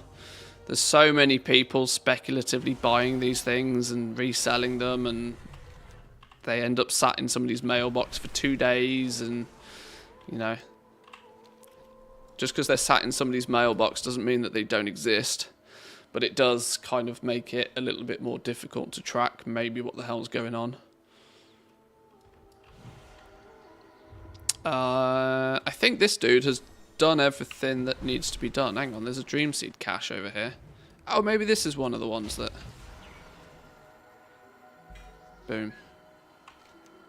Is there another sneaky one somewhere? I swear I've only looted 4, but I must have done more. Can't see it. You'll have to do. Back to Valdraken, I think. Turn in the weekly, and then this dude is done.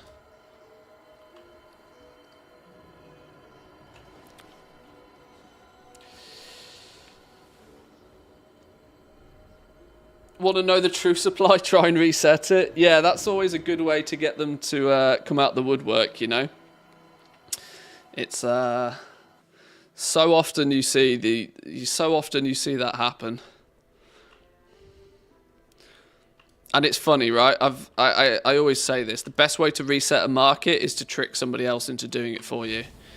And if you spot somebody doing a reset, you can jump on it and sell any of your wares straight to them,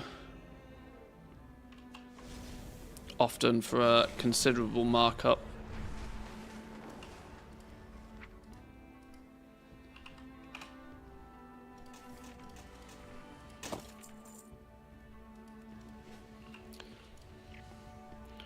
I almost think a smart goblin move for any of you guys that are like me, who have like a bank character just logged on, sat around all the day. It's almost worth buying or positioning one of every material at 150% market value. Just one of every single material at 150% of market value. That means when you get that sale sound, it means something's been reset. And then you go in and you take advantage of that reset.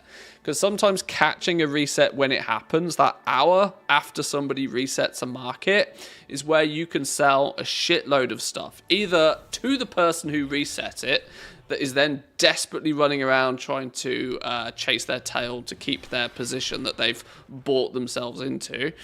Or you surprisingly see a lot of just natural sales happen during that period. So it's like, there's ways, and you know, you could probably be more smart about that in other ways. You could probably set up some sort of notifications via some add-on or some third party or something, but just one of every item listed at 150% market value. And the very second you sell something, you're like, ah, right, there's the reset. Now let's play. Let's make sweet, sweet profit together. I'm quite sure that would be a smart move, actually. Who be this? Jack, my man, welcome in. How we doing, Jack? Why's the TV off? Stop being poor. You all broke boys out there. Hey, you'll get me cancelled. I'll start selling you cookies and then you can cancel me. How about that? Appreciate the sub though, Jack. Welcome in.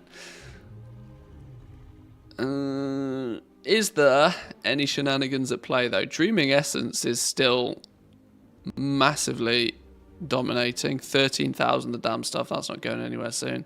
Shadow Flame Essence is below 10k. Cobra skins are at 23, 24. The likelihood is that the price on these is going to dwindle. There's 1,700 of these, and this week is only a half a spark week. There's likely to be, although there might be steady, consistent demand for these even outside of full spark weeks due to the legendary from now on. So we'll see what happens. I bought out 20 blue 428 BOEs on Area 52, sold them for triple on Thrall, 8k a piece. This is something that's going to be more of a long-term way of like making substantial gold.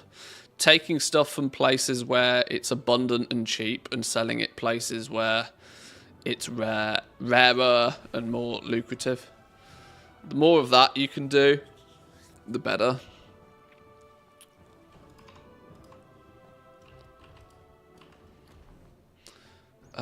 This dude, I think, for the most part, is also...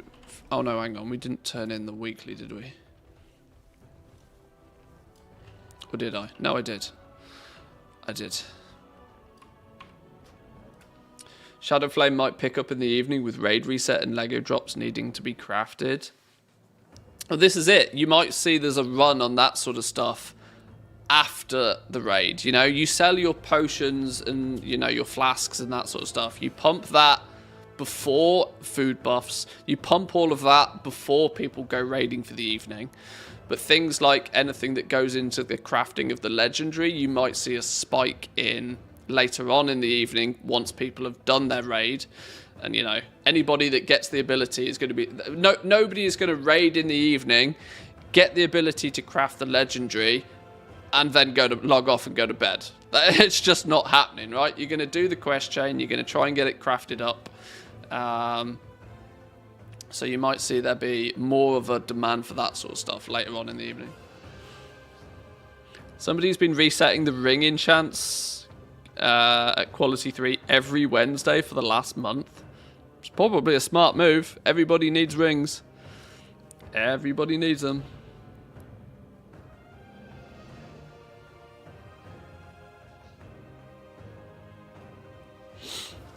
There will not be noticeable numbers of Lego drops for a while. You guys are wilding out.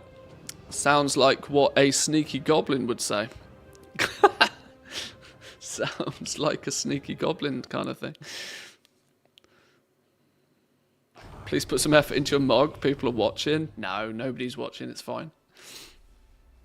Nobody's watching. I almost leave my mug the way that it is because I know it triggers people.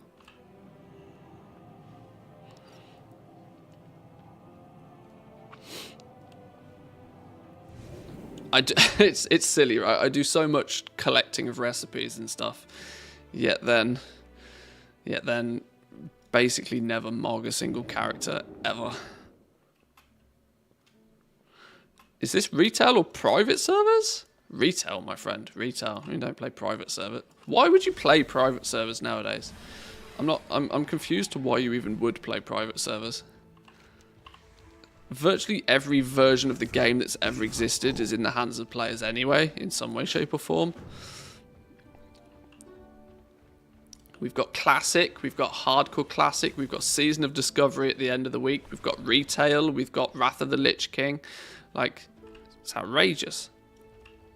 Transmog Roulette Bean Redemption. Transmog Roulette, what, giving you guys the chance to choose my mog? I think that gets very dangerous. It's a smart idea, though. You are right to the dream. Actually, let's go grab a few basics, emerald, artisan's metal, that sort of stuff. No, wrong dude. Hello. You.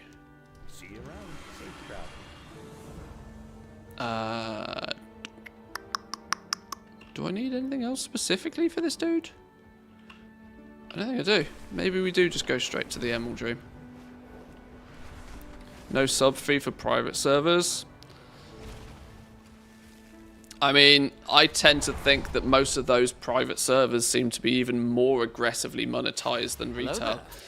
Honestly, sure you can play them for free, but then you've also got vastly more aggressive pay-to-win mechanics implemented by the people who run the servers. And nobody doing that shit for free. I failed to believe that the private servers are a cheaper alternative. Good luck, friend.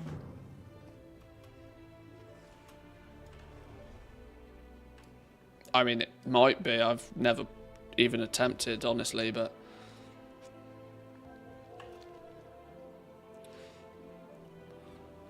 There's an add-on, click a button for a random transmog for every slot. Is there really? That's actually maybe worth looking into then. I could do something like that. I could definitely do something like that. Let me go grab a drink quickly, hang on.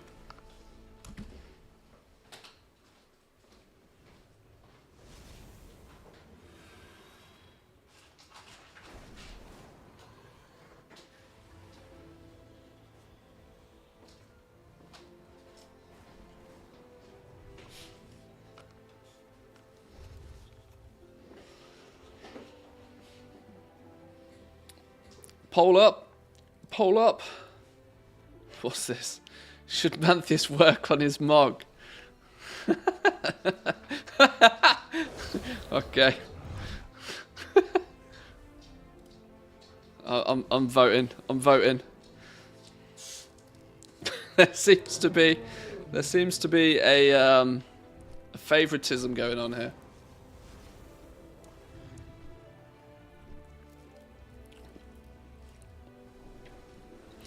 Private servers might be good for a quick WoW fix.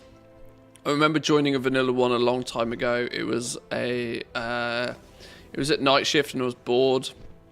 Computer wouldn't run Legion or anything higher than 12 FPS. I mean, I guess. I would imagine nowadays private servers are going to be, maybe more so than ever, like completely dominated by players from like China and Russia, players where geographically World of Warcraft is not really supported. There is so many offerings. If you want your World of Warcraft fix, there are so many options available from Blizzard themselves, you know. For the cost of the sub, you can play Classic, right? Which, you know, there's a strong reason why Classic exists and has become so popular, because it's the cheaper, almost free-to-play alternative.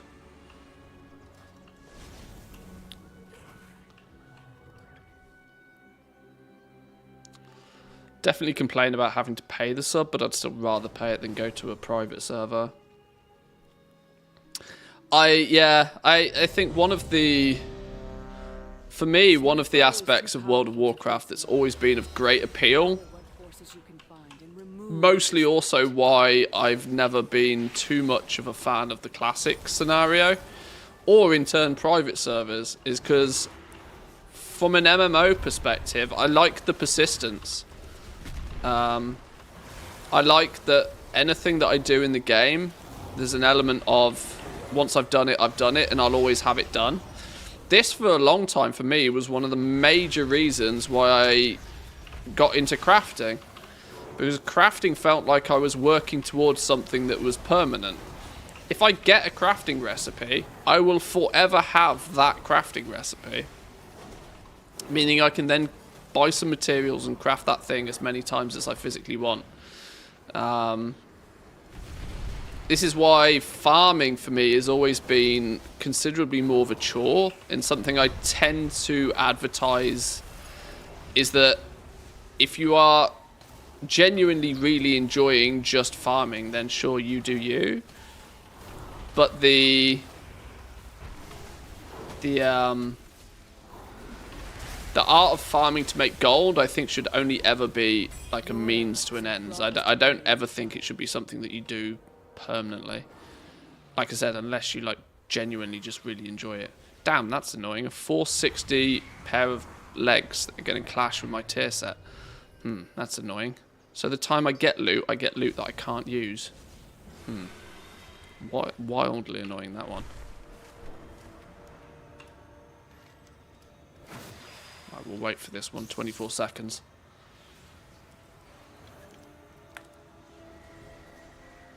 "84 viewers, but 142 votes. And this is because you can cash in coffee beans to vote more times. But people do like ham. It's official. It's official. Ham is officially the... Ham is more important to people than my transmog. I'm glad that's the case.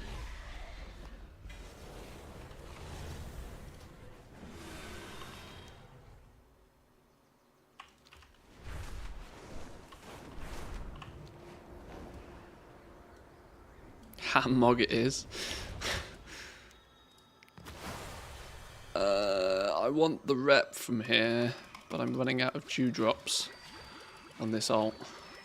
That's why we need to go do the super bloom, or we need to find an emerald frenzy around here somewhere.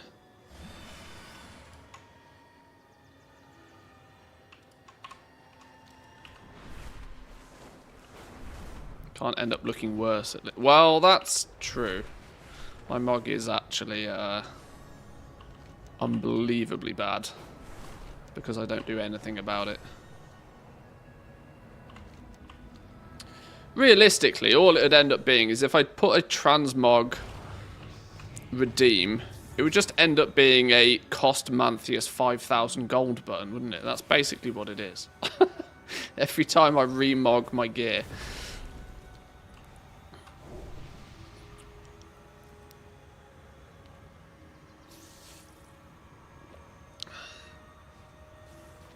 Only about 800 gold. Practically free. Make it 50k points, 30-minute cooldown. That's still 10,000 gold an hour. No, 800 gold times 2, 1,600 gold an hour. We could deal with that, I suppose.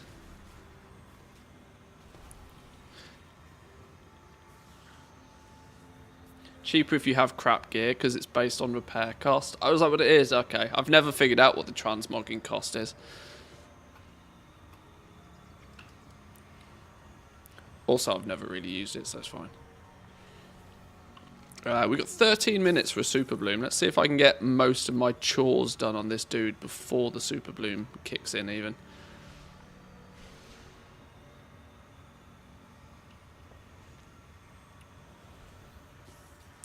Better wardrobe and transmog add-on. Use this for mog. Shows more sets, and you can even sort them by can sort by color. That's handy.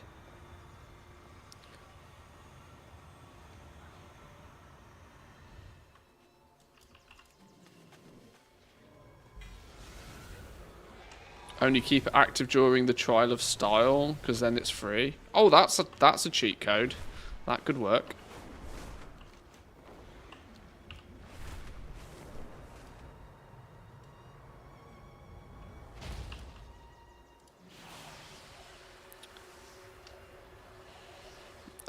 If I put a green one in, people are going to be pissed, aren't they? Because I'm not going to be able to get rep from this because nobody's going to want to contribute. Although everybody's here contributing, so I guess they are.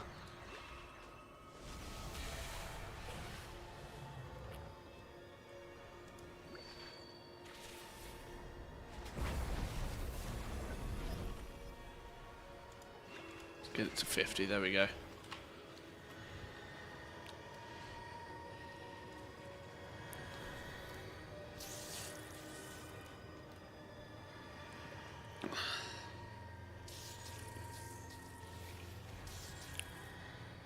If you put a green one in, they can probably put another colour in as well. I don't think so. I think you can only put in the one that's being planted. I don't think you can put blues or anything else in. But I might be wrong. Yeah, it's locked to the first colour. I'm pretty sure that's how it worked. How many have I planted now? Is that 4? Oh, 3. Says I've only planted 3 still. Can we snag a... Did I plant something here? No. No, I have. Bingo. That was genius.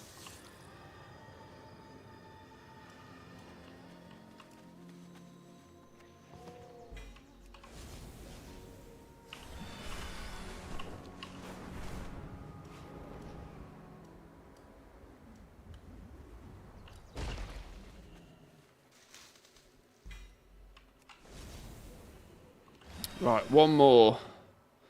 One more.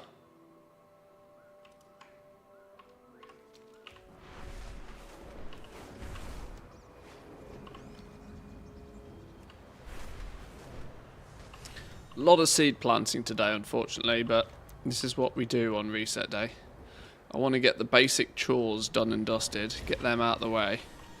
Get the basic chores done, and then we can play, we can do some more fun stuff. That's the goal.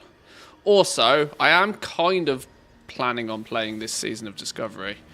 I'm not sure how dedicated to it I'm going to be, but I do think it's going to be quite, from a community perspective, quite an interesting thing. So we might at the very least have a look at this season of Discovery thing. So I kind of want to get the weekly tasks done ASAP this week. Are you lot is anybody else planning on playing this season of Discovery? I mean, I did literally just say 5 minutes ago I'm not much of a classic Andy, but it looks quite interesting.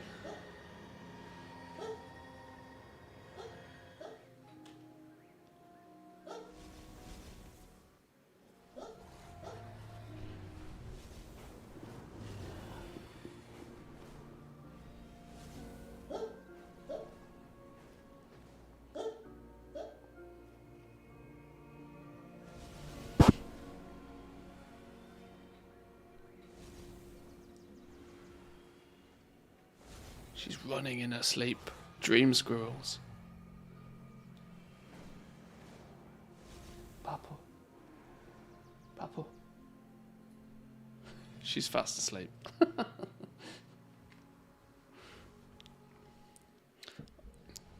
don't know if you guys could hear that in the background or not, but I've got my camera all out of whack.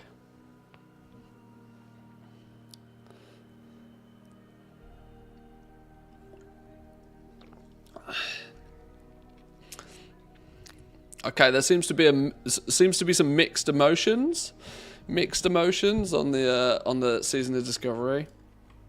I think it'll be quite. 25's the limit for the first one, right? Hang on, we're all off to the side here. What's going on? 25, I think, is the initial cap. I'm just kind of interested what they do to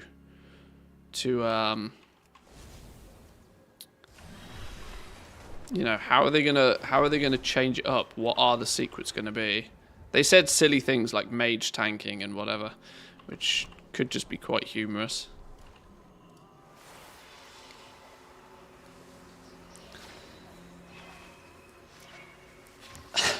Not to mention, it could be some quite interesting content for the month of December as well. December's a good month for YouTube. You will be prepared, boys and girls, for any of you that spend a lot of time on YouTube, be prepared to have your inbox spammed in December. Most YouTubers try to take full advantage of the fact that December is ad revenue month. Not necessarily that you see more ads, but the ad spend is better. Oh no, I'm short 3. Somebody come and put something in this. Mage, healer, warlock, tanking. Is that what they said? So they seem to be doing... I mean, I'm just intrigued by the secret side of it. The fact that it's not being tested obviously worries me. And I also am kind of interested to see how... Because they said, didn't they, that some prominent content creators are going to have or be given the ticket to success, aren't they? There's some serious stream of privilege going on here. That some content creators are going to get told what the secrets are. And, you know, they will get to tell the world what the secret is, sort of thing. I think it's a good way for Blizzard to do some crossover and stuff, so it's probably worth paying a little bit of a look at. Had our first snow last night. Frenchie loves the snow. Went out this morning, comes back in. Frozen snot icicles trailing along the floor. Looked hilarious. Oh dear. Well, you've just seen... You've seen... I've got two of those dogs. One is fast asleep in the bed. The other one is fast asleep on the sofa. But they're both Lapland dogs, so they're absolutely designed for winter. I think dogs just love snow. There's something about snow that... I don't think there's any dog that doesn't like snow. My cat was not impressed with the snow. Cats aren't impressed with anything. I mean, not to split the audience down the line here, but I'm way more team dog than I am team cat. I had two cats as a teenager, but they weren't strictly my cats. But they were just grumpy things. Never happy to see you. Only came and said hi when they want food. I don't know. I was never team cat, unfortunately.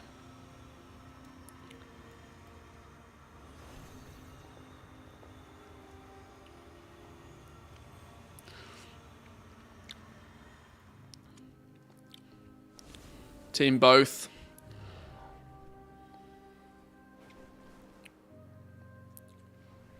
Cat's easier when working.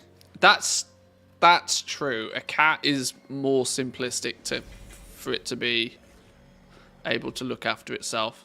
Oh, we got another snoots. So these aren't unique drop from the seeds then. That's interesting to know. Starting to get duplicates.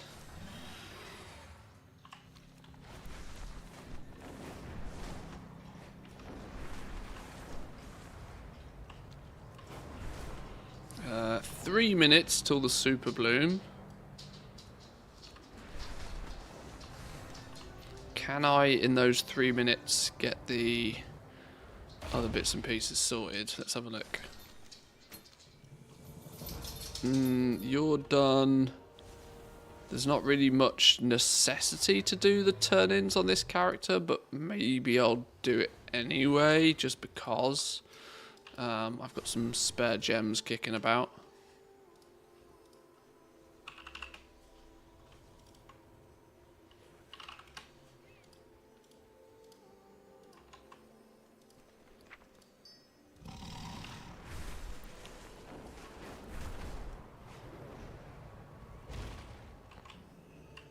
I love the level gating. We'll get people to do dungeons as they probably never did.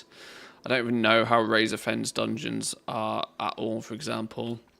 Yeah, I think this is a good this is a good thing about the Season of Discovery. Putting a level cap in and then slowly increasing the level cap, I think, is going to be good, because one thing that it reintroduces, you know, an end game meta. It repeatedly keeps the end game meta feeling fresh, and in a scenario where people have never really done it before.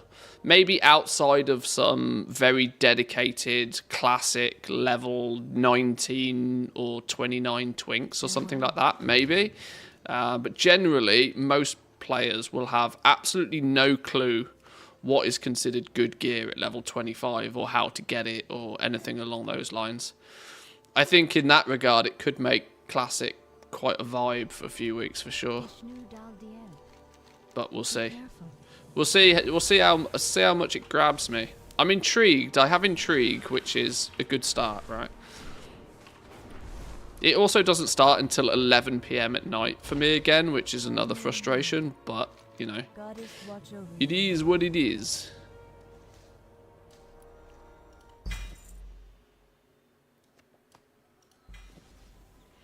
Right, 2 more tabards to vendor.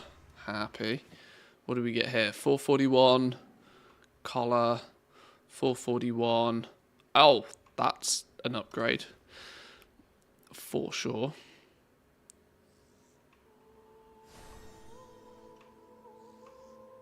I've had this thing like 12 times.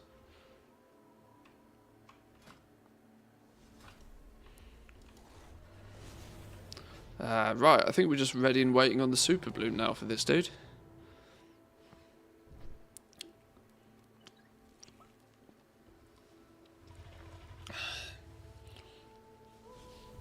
I don't mind having dogs so long as I don't have to walk them and pick up their shit. That's just something you get used to. It's just something you get used to. I'm quite lucky that both of my dogs, I've trained them to shit in a bush. So, but neither of my dogs will happily just take a dump on the side of the road. My dogs have relatively well designated poo spots where they are comfortable doing their business, and it is, you know, way deep in a bush or something to where you do not need to worry about particularly picking it up. So there's training can solve that problem as well.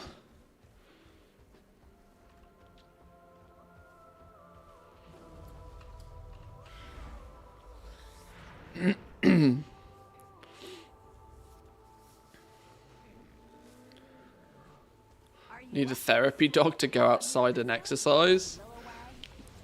I want my next dog. I want a golden retriever. I've decided my next dog is going to be a golden retriever. I think they are some of the most beautiful dogs on this planet, and I think they are. Well, yeah, I think they're just wonderful.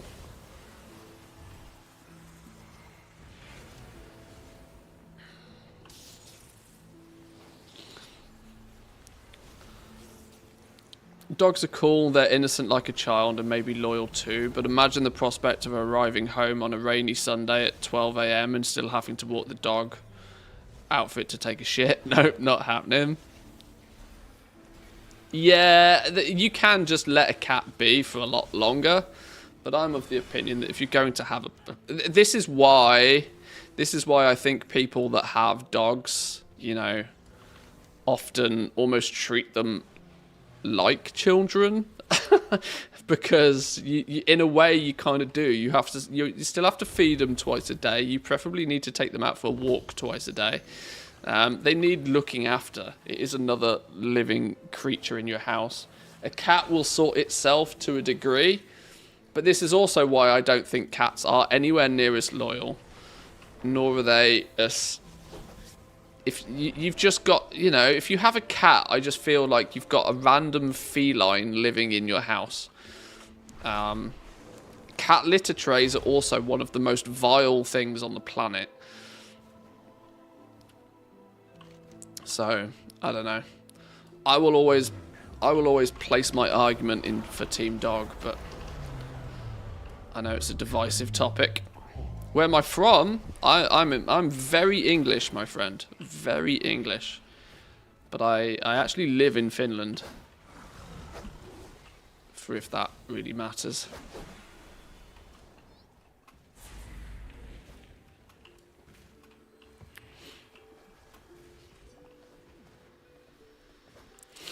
Beautiful. You pronounced goofballs wrong. Well, yeah, golden retrievers are also pretty goofy.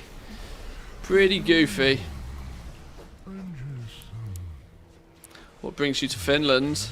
The very traditional Finnish thing. Finland, for reference for anybody outside of Finland, has a habit of taking its most most fantastic, most attractive females, sending them to other countries on a mission. On a mission to bring home a foreign husband. And I fell subject to the trap.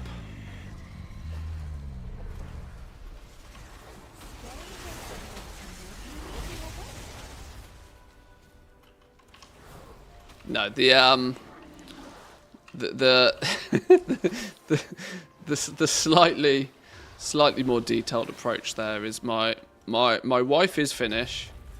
Her and her family lived in the UK for a few years because her dad was basically traveling with work, and we met there, and then she eventually decided that she wanted to move home. And given the option between move to Finland, a country that seems to be very sensible, very first world, not full of fucking morons, I decided that becoming an expat probably a good decision. You had a great explanation. Why spoil it? Well, they do. They Finnish. I feel bad for Finnish men. I genuinely do. I feel bad for Finnish men. Your best women get sent abroad to find a husband, and they bring back some foreign husband. Finnish men are fighting an uphill battle. Not saying that any of the husbands they bring back are any better, just slightly different.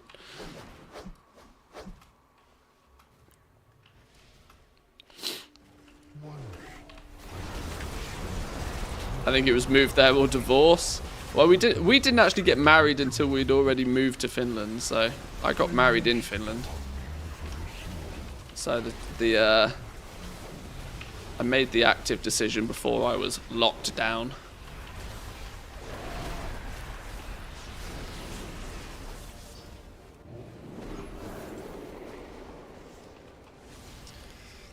So what exactly is your contribution to the Finnish society, Mr. I play games on the internet for a living? I pay significantly more taxes here than I ever did in the UK, put it that way.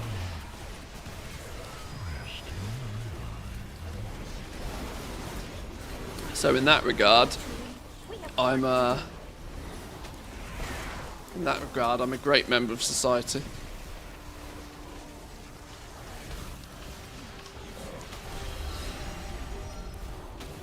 But yeah, there is not building Finnish houses or anything, let's put it that way.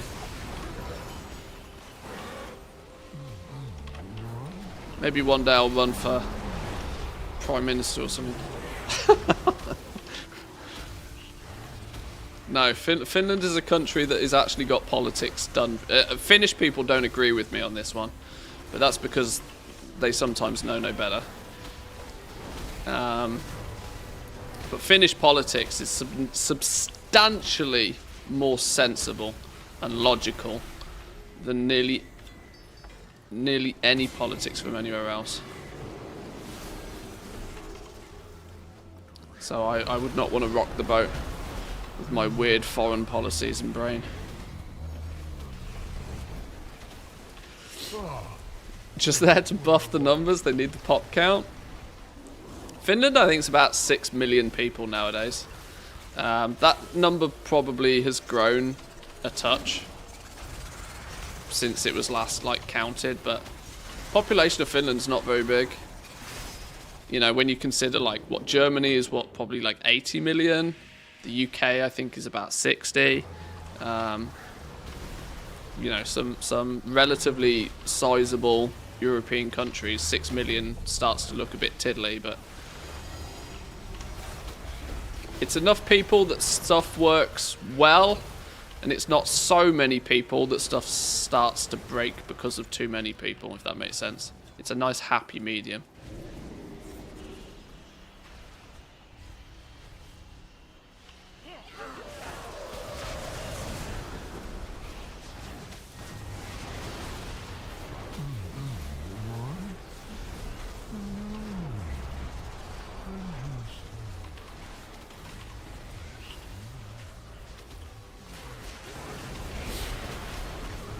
Way too many people here now. But if you also live in Helsinki, that's an easy assumption to come to. Because Helsinki is not only the capital city of Finland, but it is also where probably 10% of the entire population lives. So it is without doubt easier to consider that things might be going, you know, that there might be too many people when you live in the capital. You step outside the capital region in this country, though. I mean, I don't need to tell you, you're Finnish, but like, you step outside the capital city or the capital region, and the amount of people diminishes very fast.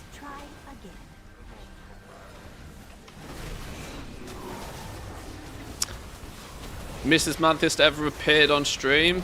She's occasionally been in the background, but like, she prefers to stay off stream.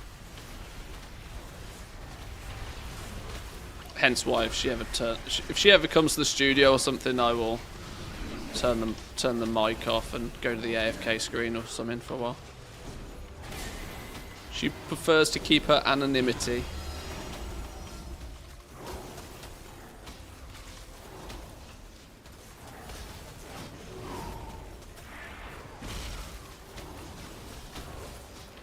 I don't think I've ever seen her on stream. She probably hasn't been on stream for a long time, to be honest.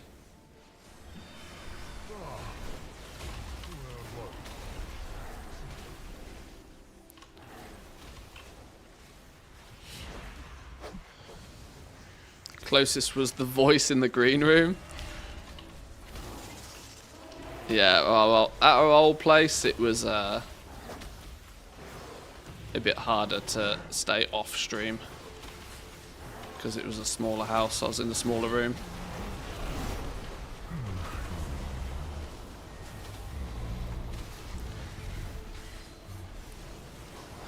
I could consider living somewhere else, but my very Helsinkian husband would never.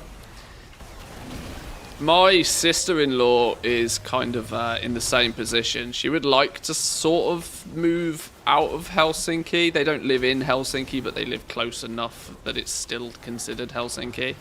I'm obviously trying to make sure I don't divulge too much sensitive information here. But her and her husband are like, they would kind of move, but they also know that you give up a lot of convenience as soon as you move out of the Helsinki region. Because the country does get very, very small, very local, very quickly. The biggest thing for me is that I only live an hour outside the capital city.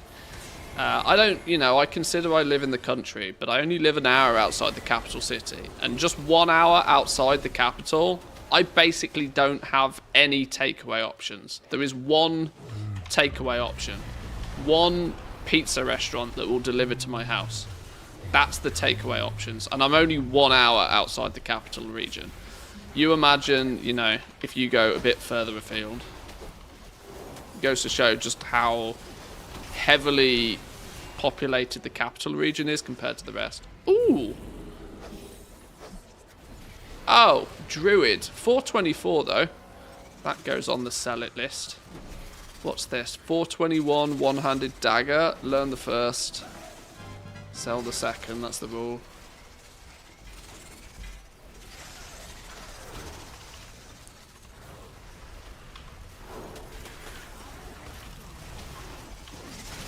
Are the houses bigger over there and cheaper?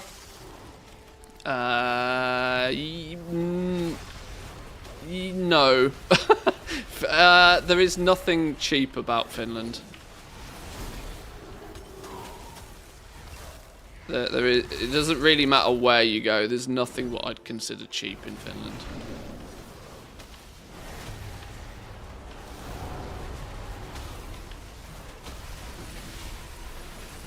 That said, it's considerably more common for people to build their own houses.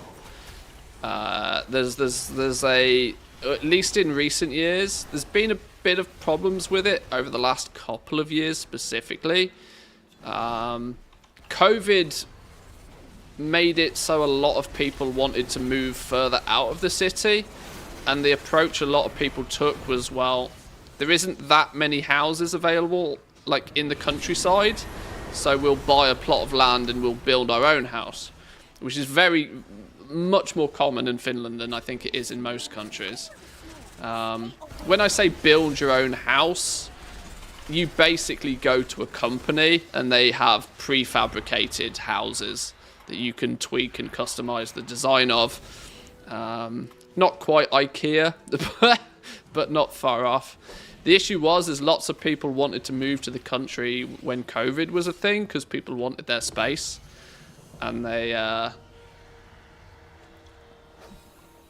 got the started the process of buying a plot of land and starting to build a property, and then unfortunately a lot of the materials, because of the Russia thing happened, a lot of the building materials in Finland come from Russia, which is problematic currently and has caused lots of these companies to actually go bust, because all of a sudden they got an influx of orders, but then their material prices doubled, and some of them just didn't make it. So it's a bit weird. Even though the country is made of wood, obviously you need more than just wood to build a house in best case scenario. So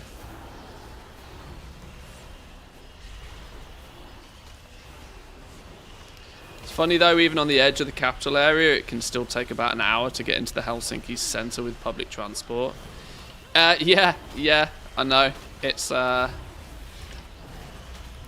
public transport's not bad in Finland though.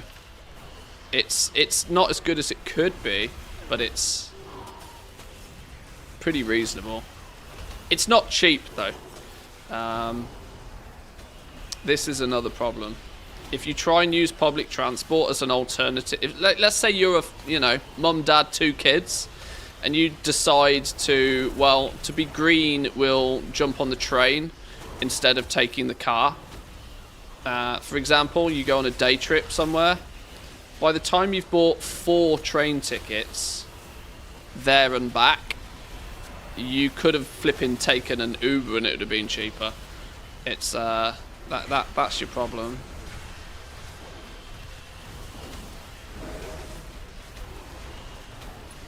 It's like that in Australia. You buy a plot and build your own. Yeah, it's becoming far more of a common thing in Finland. The infrastructure around it is better supported nowadays as well. Oh, don't stand on the fire. There's no land left in the UK. There's more than you would expect. There's more than you would expect, but people don't want to live where the land is.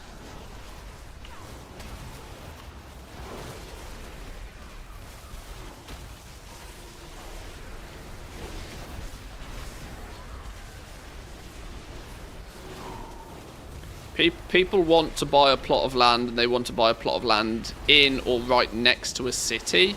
That's where you're going to have real problems. That's kind of like the desire to have the best of both worlds.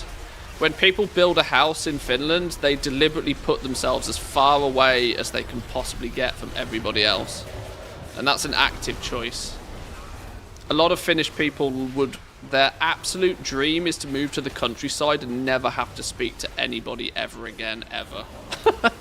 It's like that's the Finnish dream. If I have to, it's so funny, right? You go to the supermarket in this country, and you will never, ever, ever, ever, ever have to engage in any small talk with anybody, ever. Not going to happen. Nobody's going to be going beep, beep, beep. So how's your day? Not going to happen. Half the time you'll go to a supermarket and literally just telling you how much you need to pay is more than enough conversation. It's quite amusing. I hope you are here to help. I appreciate your aid. Now, I'm not exactly fantastically linguistical in the Finnish language to begin with, so that suits me down to the ground. but it's I still find it very interesting.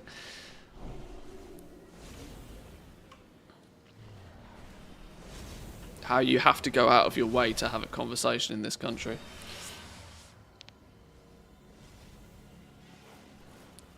Three-bed semi, 300k in the UK.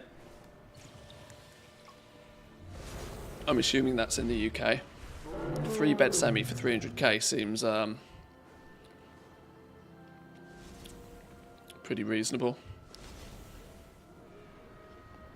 So Finland was happy when COVID recommendations of 2 meters were lifted and they could finally be further apart. Yeah, exactly. Yeah, 2 meter restrictions came into place and Finland turns around and was like, why do I have to get so close to people? Like, why are you telling me I have to get so close to people? 2 meters? Hell no.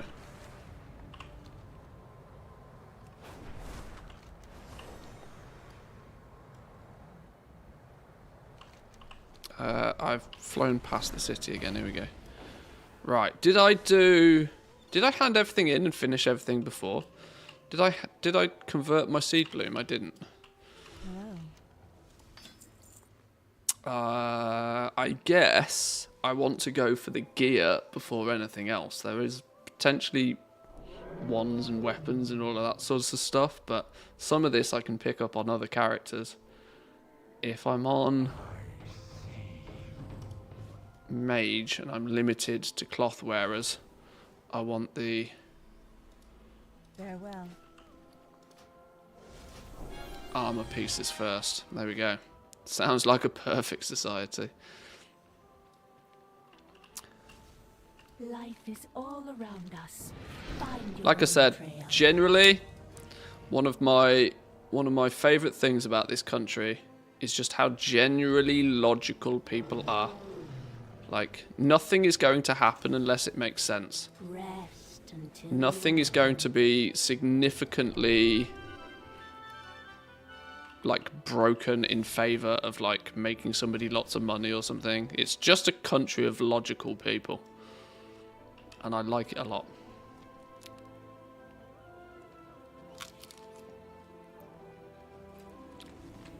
Good at avoiding people, only speak to people if I have groceries delivered. And that's only to confirm my return and send him off. Yep.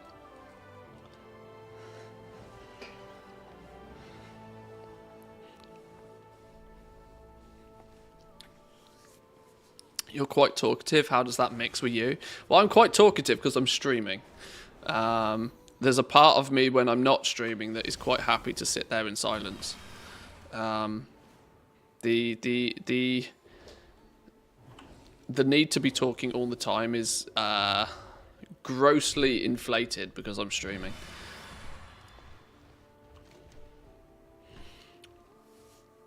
Okay, I think this dude is also done. We are banging through these characters today. Absolutely smashing the pants off them. This, I think...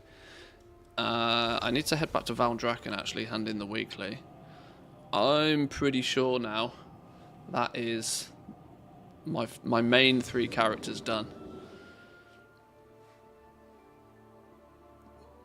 Do you like sauna? Love it. Absolutely love it. Another fantastic thing about this country. Lapping culture in the sauna, silence, golden times, yeah. Lapping culture is beer for anybody that's unaware. Manthieus, why can't you shut the fuck up? Take example from the Finns. I mean, I could sit here in silence. I just don't think it'd be quite as engaging a stream, if I'm honest.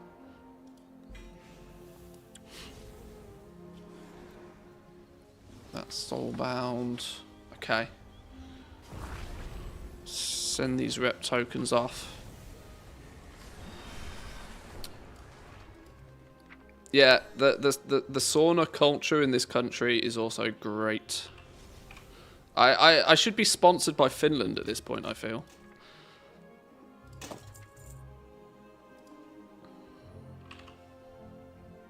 $424 bind on equip. Sell it. What was this one? A waste. Okay. Right, let's see where that's put us.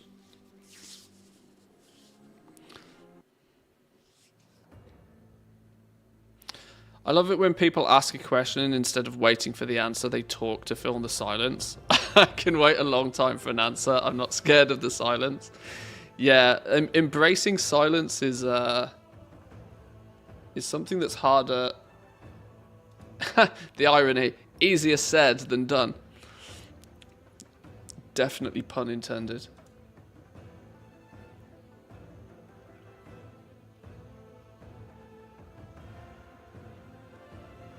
Right, I wonder if this is updated. Okay, so now you can see this little website updates. The website doesn't particularly update automatically. I have a little desktop application that syncs my account info with this website. But now we can see that is 3 characters I've done the weekly stuff on already.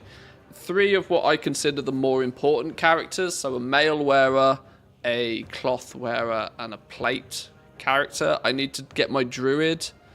I need to bring the druid through and do the weekly chores on the druid. That will mean I've, you know, for the most part got one of every armor token ticked off for the week. We can always chip in some of the other ones at other points.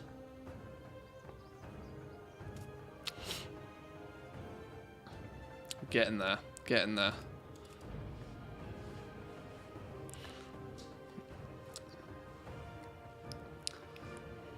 You can use the add-on saved instances as well. Yeah, saved instances is pretty good. I just think wowthing.org tracks so much more and has so much other functionality. I don't actually even really feel the need for an in-game version of it. Our expedition is ready to depart. Meet me outside Orgrimmar, and together we shall venture to the Dragon Isles.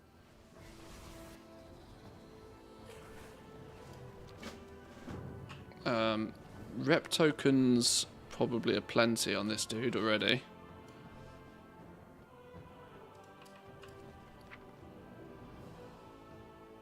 Rep tokens for days.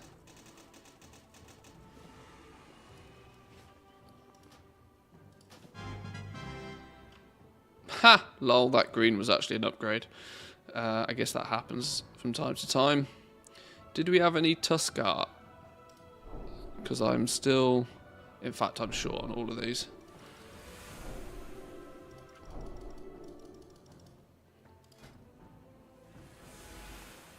None of this rep has been farmed for either. All of this rep has just come from these weekly tokens.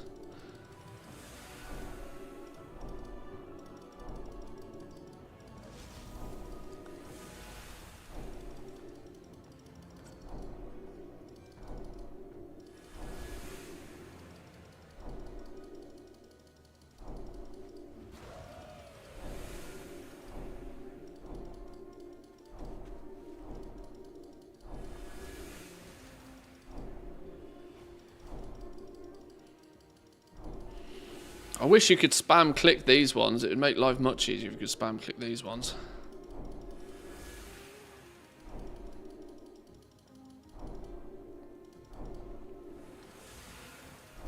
Renowned 20? Who did we hit 20 with? Valdrakken. 21 with Valdrakken Accord. 20 with the Centaurs. 16 with the Tuskars.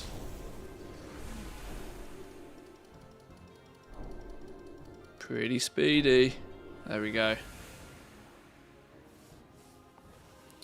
Valdrakken's 30 though, right? 30, 30, 25, 25.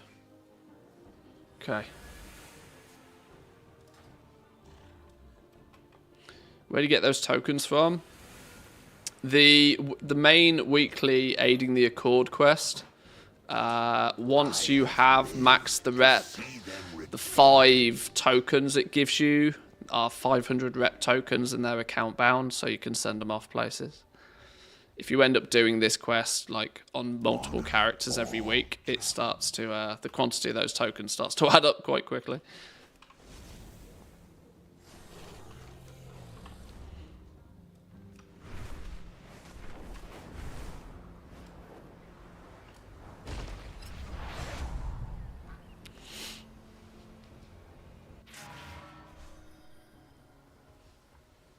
You can alternate click because they're on independent cooldowns. Oh, well there we go. There's a 3 second saving. Love it.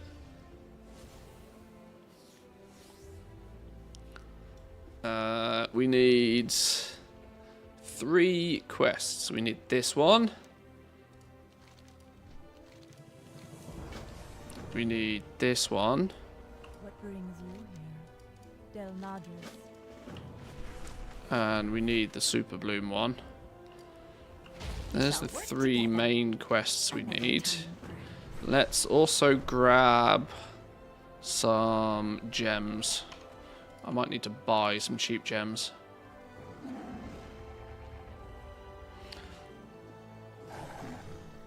I wonder if the cooldown is because of a technical limitation rather than the desired limitation. It's probably for the same reason as there should be a cooldown on all of them to prevent people mass spamming them or macroing them or zerging rep faster than they should. Which you could argue is kind of a limitation in and of itself, but I need some cheap gems. TSM, auctions, no, browse, gems, run shopping scan. I would like 150 of your cheapest gems, please.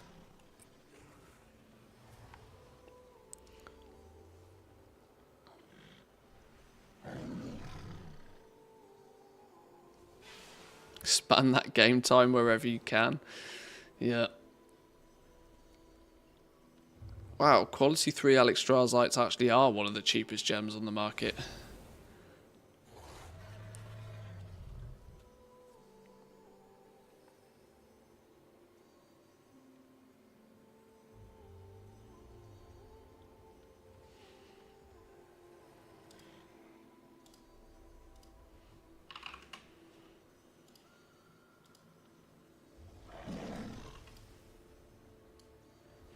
Oh, I didn't actually need to buy all that many, did I?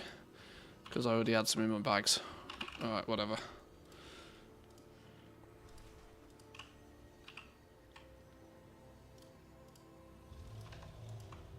Okay. How may I help?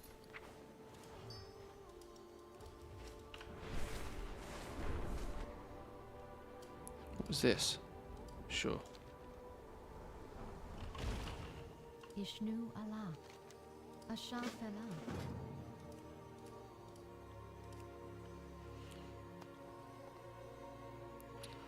Auction house is broken. It's taking me 15 seconds per auction to post. I've got 2,000 to go. It is possible to hit the post cap. I am listening. The post cap is a lot more forgiving than the cancel cap or threshold, whatever you want to call it.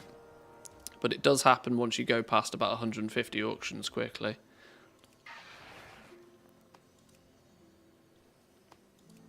You can cancel about 60 things in quick succession before it starts to slow you down. It's about 120 to 150 on the post scan side. What brings you here?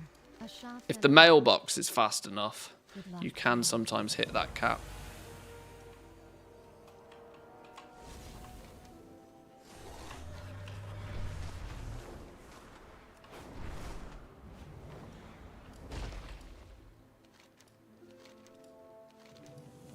Complete this already? I don't even think I know what the requirements is for this quest. I seem to complete this like almost instantly. Whatever. Another tabard, thanks for that game. What did we get? Crystalline Tenders wristbands. 450 braces. Yoink.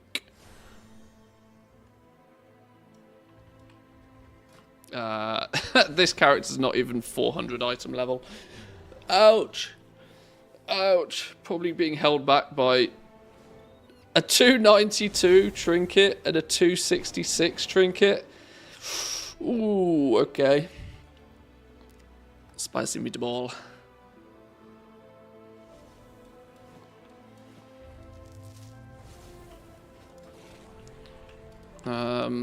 Let's see if we can fix that by getting a nice juicy 460 piece of gear from the world boss.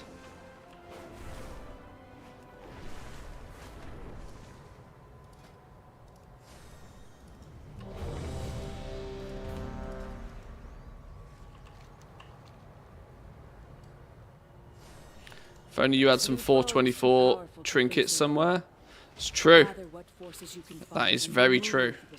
But what better thing to do than to use them than to sell them? Ouch.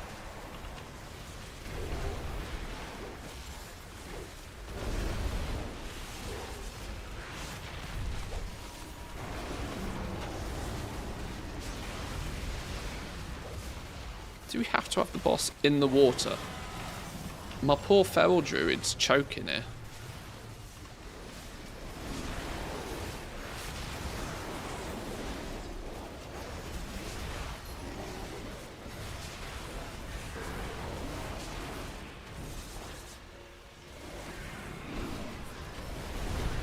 Ouch!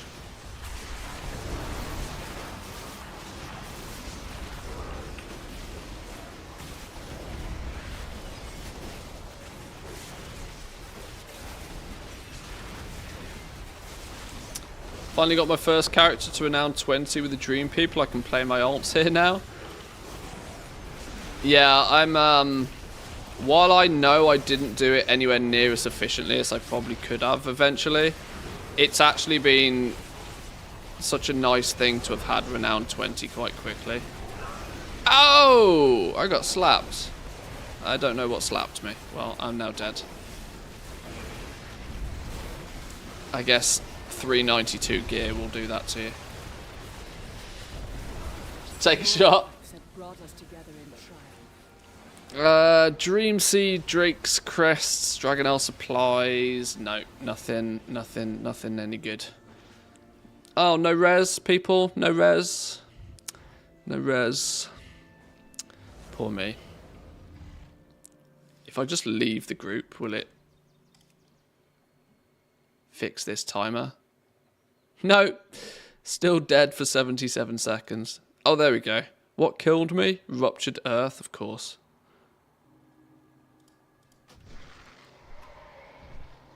All of that for no gear. Despicable. Disgusting.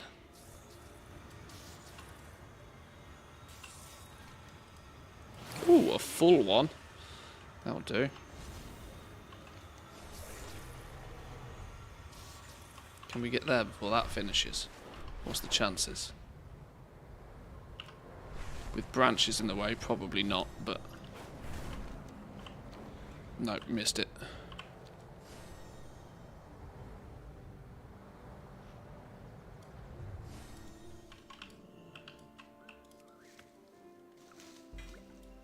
What was that? Oh, decayed Rousling seeding. That confused me then.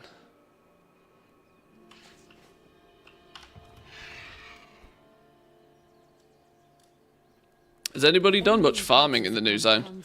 Is it actually relatively worthwhile? Or is it kind of like, as I assumed, still better to be somewhere else? I guess maybe if you're doing weekly stuff, it's probably not too bad, but...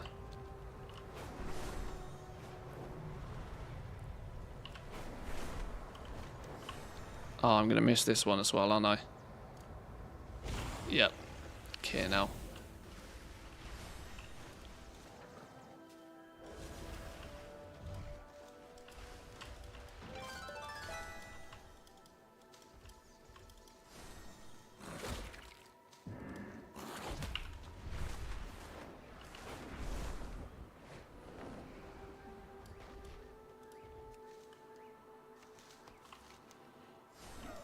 Right, can we catch this one? I seem to miss these seeds by like 10 seconds every time. I don't even know how we get to this one actually. Is it up on the hill? Must be.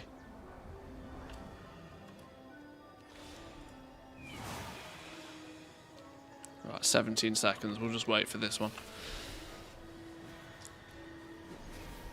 Do you know how to stop the game from lagging when you're mass crafting a bunch of stuff? Sort of. The game is probably lagging because of one of a couple of things. Trade Skill Master, for starters, number one thing, close your bags. You'd be amazed that you gain 30% more FPS if you just close your bags. So if you're crafting with bags open, stop, close the bags, and that might be enough for you. Secondly, it's probably add-ons that are causing it more than anything else. So you want to, if you're doing a massive, if you know you're going to craft something and you know it's going to annoy you, you can just turn off an add-on and then go back in and craft it, and it will craft fine. The memory leak is still a thing. It depends what your definition of mass crafting something is. If you're prospecting for 5 hours straight, your computer will grind to a halt eventually. But if if you're making 200 potions or something, then maybe just switch your add-on off quickly, and you'll be fine.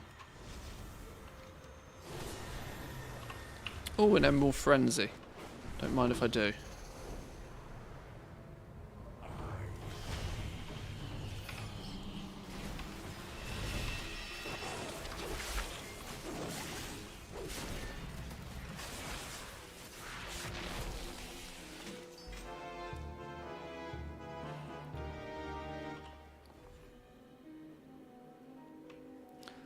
Uh, 428 two-handed polearm? Yes, please. Might not excite some of you, but it's better than what I had. Oh, you can herb off these dudes.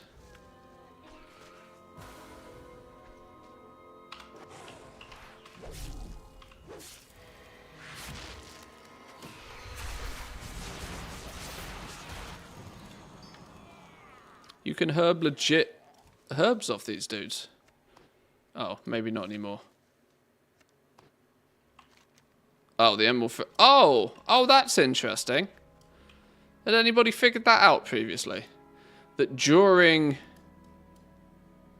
the Emerald Frenzy, it looks like the mobs can be herbed, and they can also be herbed for like legit herbs as well.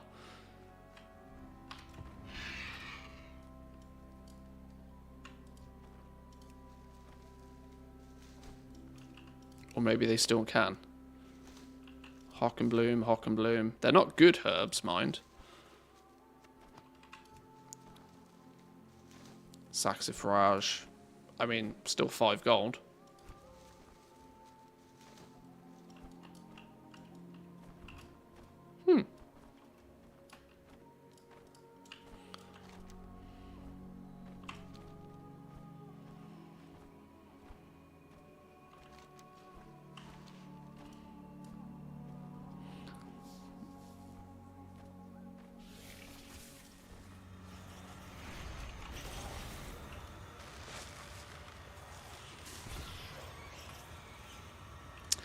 The raid polearm dropped from Farak, and as a survival hunter, I was the only one it was useful for. Hey, GG. That's a win. That's a big win.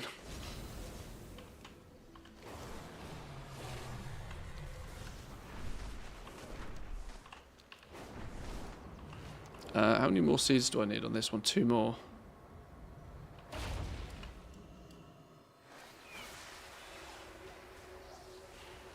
Oh, I think I'm second to the punch here. It's not going to plant my seed, is it? Or is it? No, it didn't plant my one. It's fine as long as we get it over 50. And if somebody else gets it over 50 for you, then happy days. One more. Let's just do the one next door, I suppose. Can we plant on this one yet? Not yet.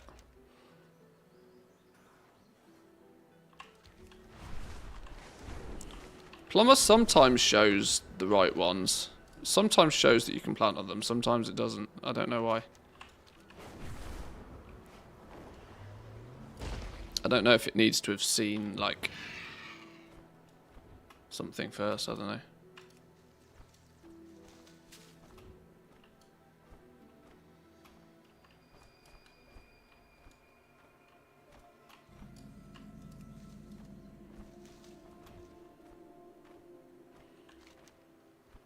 Oh, now this one's up.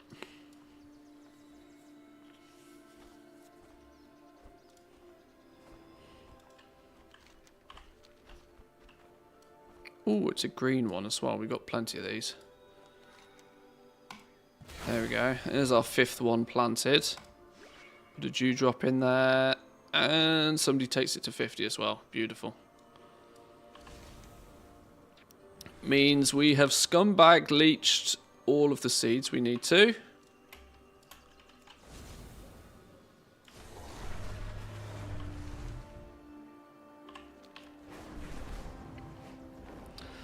Create myself a route using the routes add-on, so now I can use TomTom to travel from seed to seed. Yeah, if you were big on the seed farming for rep in the first week or so, that was a very smart move. Just so you have something on the map just to follow. I don't think there's anybody out there that is aggressively farming these seeds other than to like get weekly stuff done anymore though. Oh, hang on, this is... What, this is a new one. Oh, I've been skamazed.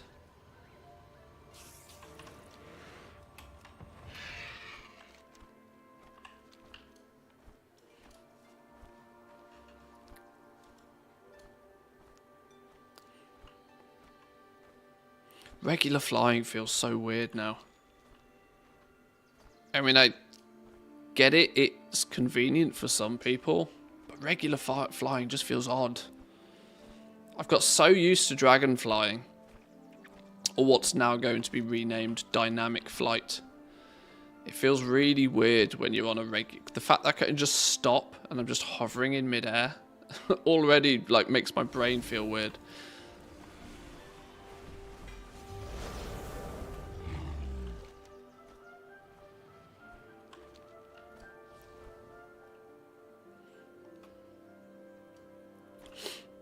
Not until my gear in all slots is 450. Right now I cap so easily on Drake's crests, they turn them into whelps.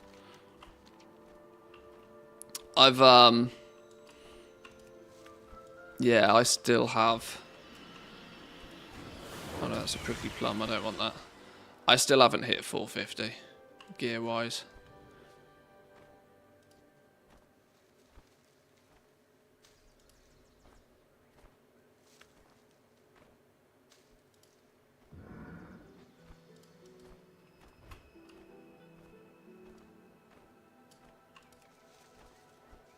Hang on, where am I going? I'm going up here, aren't I?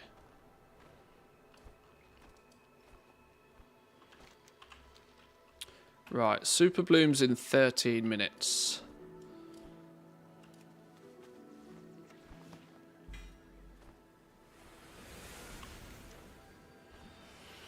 Let's head back into town. We'll take the slow and steady route. Pick up some herbs on the way. Up? How is... What is up from here? Overgrown Hockenbloom.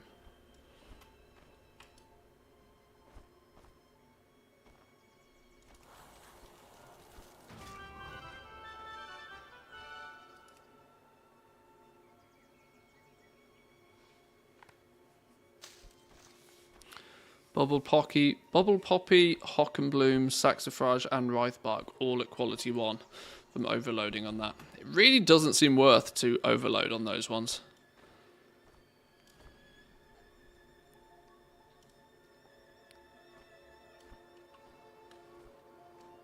Sheesh.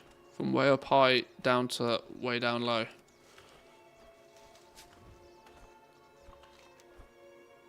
Hello there. Young Poe, how we doing? Welcome in.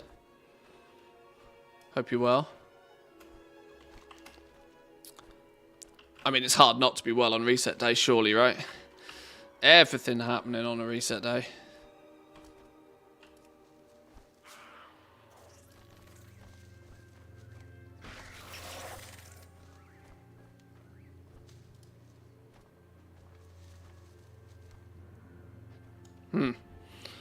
I can't loot him very fast. When the little Treant dude pops out, I can't seem to loot him very fast. I can get two loots off him, But he seems to have more health. I wonder if there's a trick to it that I have missed. Or maybe it's just purely by the fact that I have dog shit level spec points with herbalism.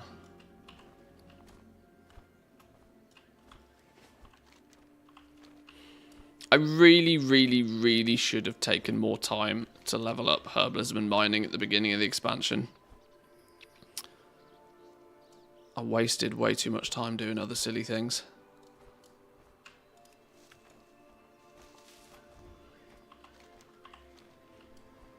Because I kind of have, you know, considering goal making is kind of my thing, I don't really have many excuses for not doing it. Which is why I kind of feel a bit awkward about it, but... I am honored. Be careful, Del Nadris. 441 cape. Damn, we've already got that one. Of all the bits of gear you could give me a piece that we've already got. Ishnu Allah.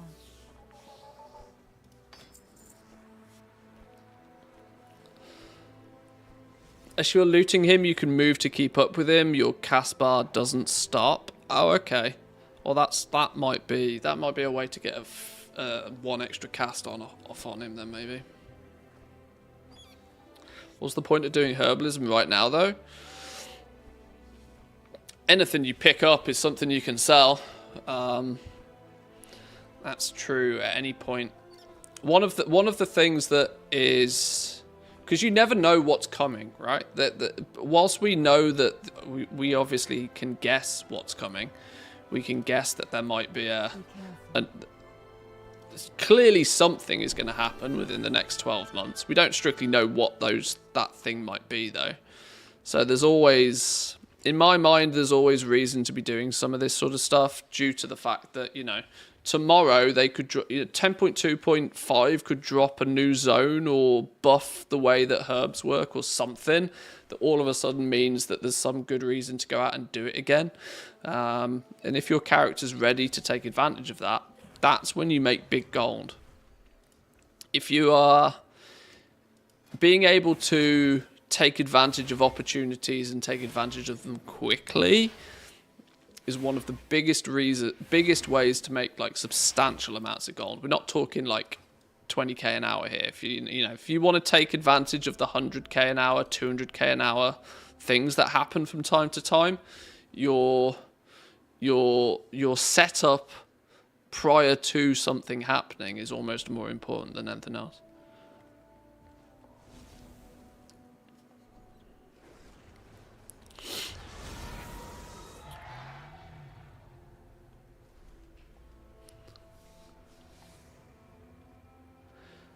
This is not so much on the popular side, I guess, but I'm really looking forward to Kata.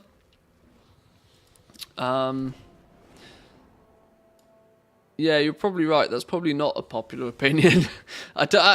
Kata's weird, right? Kata seems to be something that they're just going to have to do so they can get to Mr. Pandaria. If they could just skip Kata and go straight to Mop, I think they probably would. But maybe there'll be significant changes to keep people happy with Kata. I'm not sure.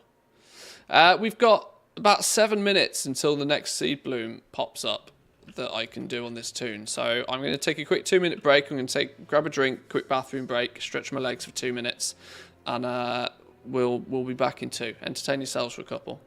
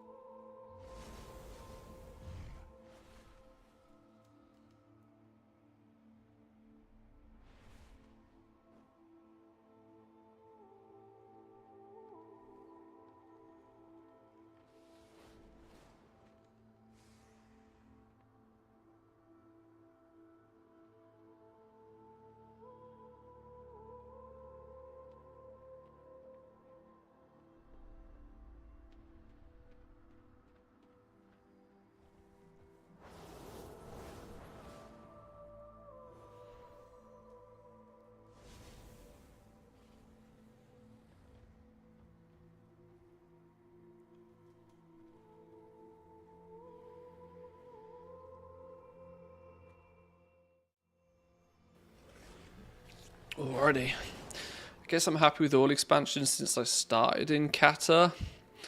Bar was low according to even older players. Kata was, I didn't play Cataclysm all that much.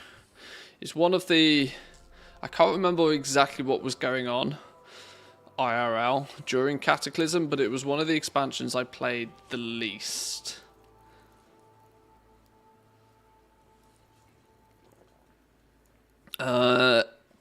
All I remember is the controversy right at the very beginning and of course right at the very end with Cataclysm.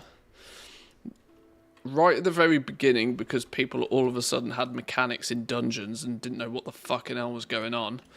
And dungeons were wiping people and people didn't understand why dungeons were so difficult all of a sudden, which was an interesting experience at the time. Secondly, towards the end, the fact that Deathwing ended up being not what people had envisaged Deathwing as being, I guess is the best way to describe it. People expected more of the Deathwing encounter, you know, the big build up to killing Deathwing, and then you just gave him a pedicure and that's about it. Plus, it was the introduction of LFR, wasn't it, in Cataclysm, which also threw a spanner in the works.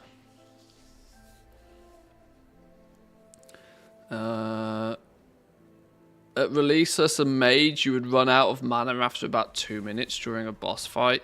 Yeah, that's maybe not the best play style. It's weird, right? I've never kind of classes that have a resource generation thing, right? The resource management should be a thing, but it shouldn't be the main thing. I don't think people should care about resource generation as like their 100% reason for caring about anything, if that makes sense. It should be like a secondary, you know, secondary objective for you to make sure that you just don't yourself.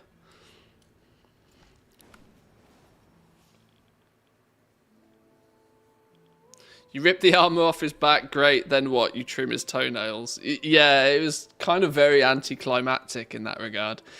You hop on his back and, you know, you all of a sudden you think you're about to like dive in and, you know, stab your sword through his heart or something, and then you just give him a pedicure.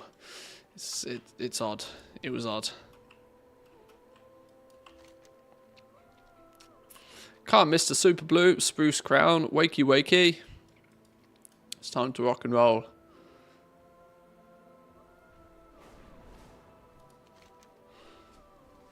Consume Dream Fruit, Bloom Urn, and complete the Super Bloom. 3 to go.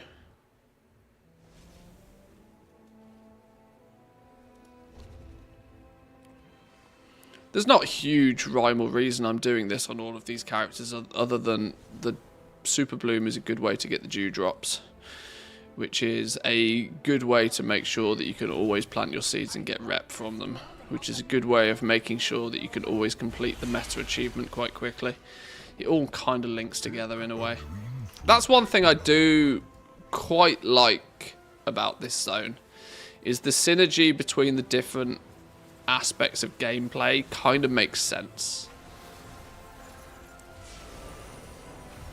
They've done a good job, I think, this time of kind of, you know, linking the zone together quite nicely.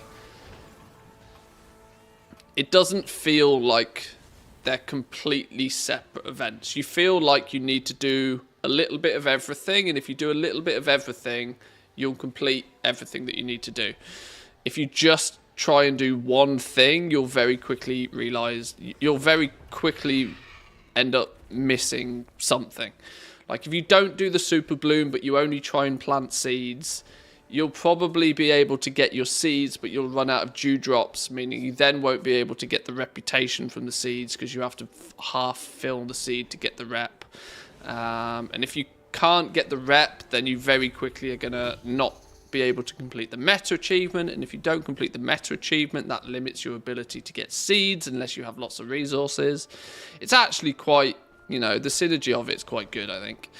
It's definitely better than what they've done before. I vastly think this is a huge improvement over, like, the Researchers Under Fire, for example. That just wasn't fun. Like, there was just aspects of that just wasn't fun.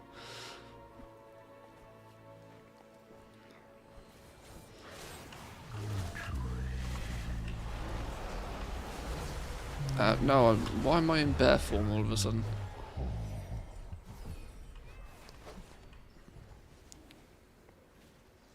Spine turned out to be just jump to the left, then step to the right. 2 hops this time. Dun dun. Yeah, still throws people, that event. It always makes me giggle when I see streamers go back to try and farm transmog or something from there. Just how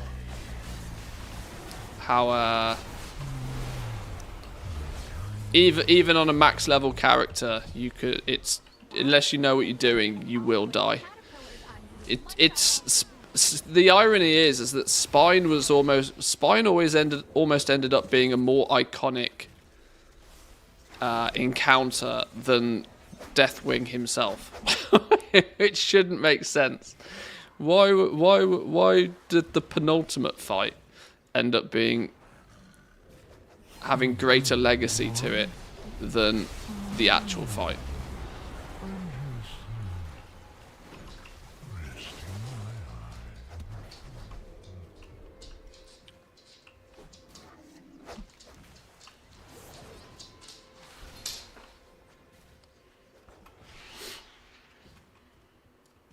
Lots of specs have builder and spender mechanics. Yeah, builder and spender mechanics are fine, as long as generate. It's got to be the cycle has got to be quick, right? I think your cycle should be no longer than a few, like, GCDs, really.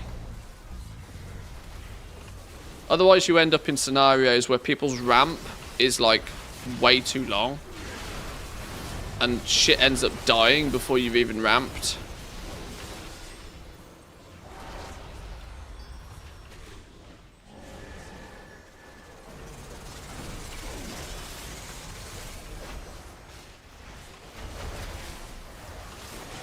Then again, I play BM Hunter, so like, I have nothing to say when it comes to. I practically play a 2-button build out of choice.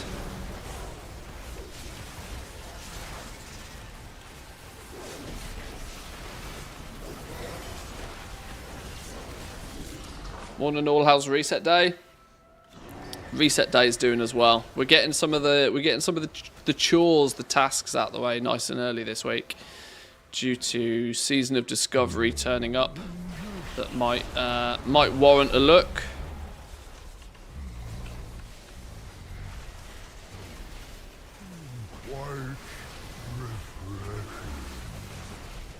Hunter build, summon pet, hunter spender. So, yeah.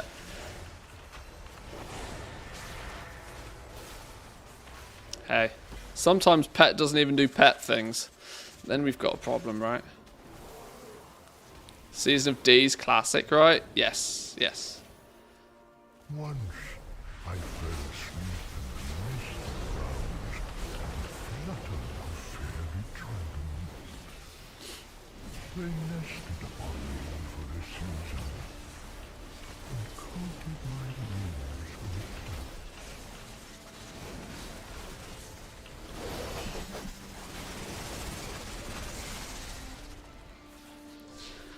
Builder spender is basically a marriage. One builds and one spends.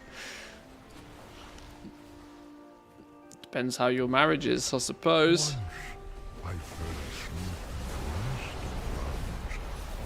fluttered a fairy dragon. They nested upon me. I was thinking about this the other day, you know. Are we... You know how you look back 100 years ago? 100 years ago, it was more than common for a couple, one of you would work, the other one would not. You'd afford your house, you'd grow your family, you'd have solid opportunity of doing such. And what I would guess you would say was the now not everyone it has a class system per se, but you can use class for reference here, that the middle class was bumped, right?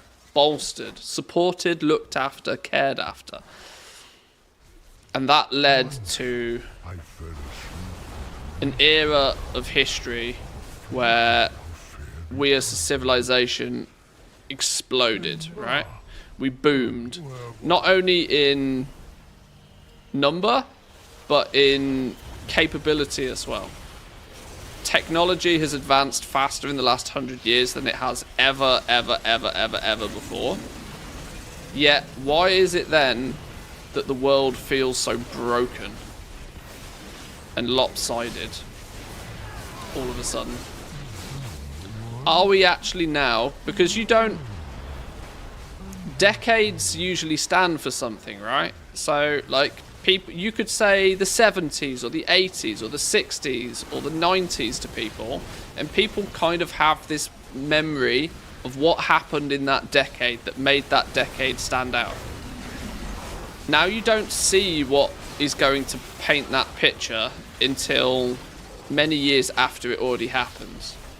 But if the 2020s were to have a legacy, what do you think the legacy would be right now? I don't think the legacy is looking all that hot, you know, for 2020s. I don't think it's looking that hot at all. We started it by the human race nearly dying. That's not a great start, is it? Let's be honest. COVID nearly wiped us out. That's not a fantastic start. But what we've also seen is corporations on the back of that making more money than they have ever made ever. Whilst most people now absolutely 100% cannot afford a house, there's no longer that golden ability for somebody to go to work, somebody to stay at home and raise a family. Whether you agree or disagree with that ideological approach, there's no denying it's worked for hundreds and hundreds of years. It is quite an optimized way of doing things. One of you goes and works, makes the money is then spent by the other one growing the family, and you move on, right? Civilization continues. When both parties are forced to work, and even when both parties are forced to work, they still feel as if they do not financially have the ability to grow and move on as a civilization. Yet you've got companies making more money at the top than they ever have, ever. Something's hella broken, right? 2020s, you know, when people turn around in 50 years' time and say, oh, the 20s, I don't think it's going to be a pretty picture. Unless something dramatic happens in the next couple of years. Like big policy changes, like on a global scale.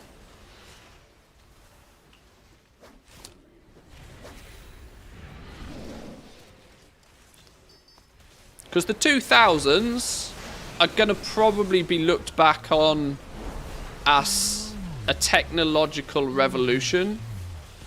There's no denying that from the millennium, you know, the first 10 years of this century that's basically when the internet got good, right?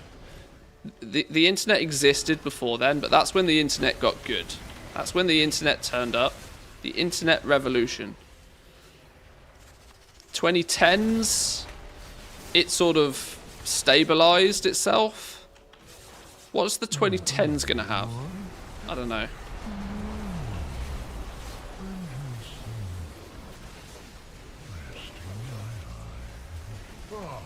20th century started with a world war and the end of a pandemic, so COVID is not getting those numbers.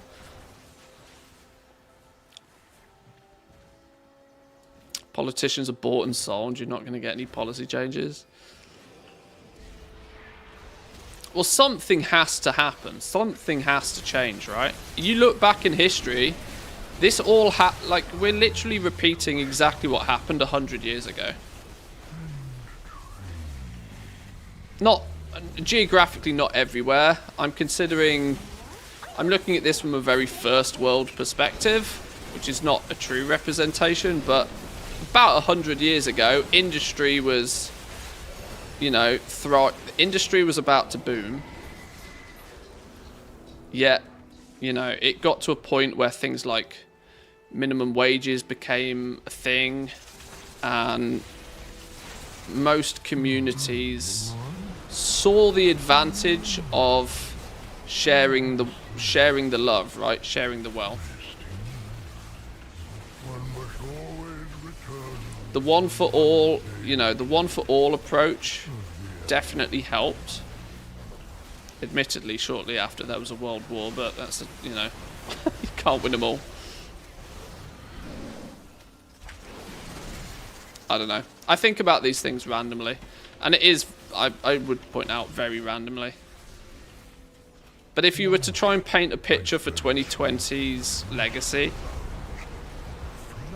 I think it could be better. 2020s will be remembered for AI applications, including AI dungeon companions and the remove of group finder. I was thinking a little bit more broad than just Azeroth, but yeah, you're probably right.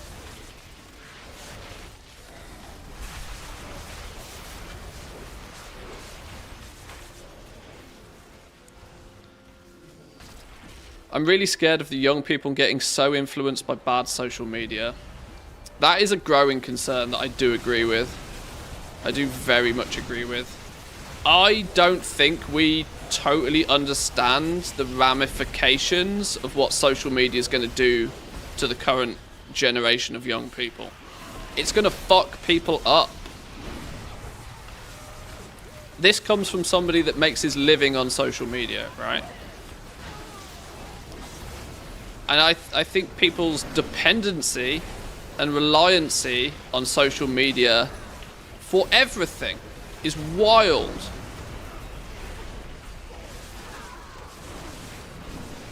Some people, their only knowledge of what goes on outside in civilization comes from TikTok, which is hella scary. Now, I don't particularly enjoy watching the news. I tend to think the news ends up being more depressing than it is anything else. But if you're learning from the least reliable sources of information possible, also known as anybody that can pick up a phone and make a post, it's dangerous, man. I cannot wait until there's some crackdown on social media consumption. It has to happen. People meme on Elon. This is my favorite example of this, right? People meme on Elon. He bought Twitter. What was he pay? $46 million? billion. $46 billion for a company that's now valued less than half of that. So, on paper, it looks like he's taken a massive L. But, what does he actually own? He owns one of, like, 3 substantial social media platforms. In the next 20 years, what is going to be more powerful than owning a social media platform? Probably nothing. Coca-Cola ain't got shit on social media. McDonald's ain't got shit on social media. Google has proven, Facebook has proven, that if you own a social media platform, you can quite literally pave the path for the next 100 years.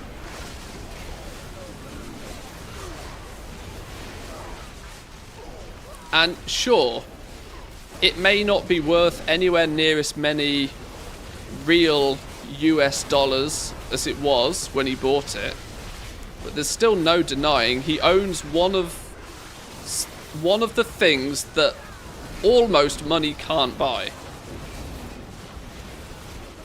And I reckon in the next 20 years, you know, that money can't buy aspect of social media platforms is going to become more impactful. From the company standing, yeah, the valuation probably makes sense. He's fucked up a bunch of stuff. But just by virtue of owning it, he's in the position to be one of the most powerful, one of the most influential people on the planet. More than any president, more than any leader of any single country, more than any king, queen, you know, more than any, you know, social media will become religion level influential. When people finally figure out that religion is just something that keeps people content and actually is the cause of more wars than anything else, the next evolution of religion could be something like social media.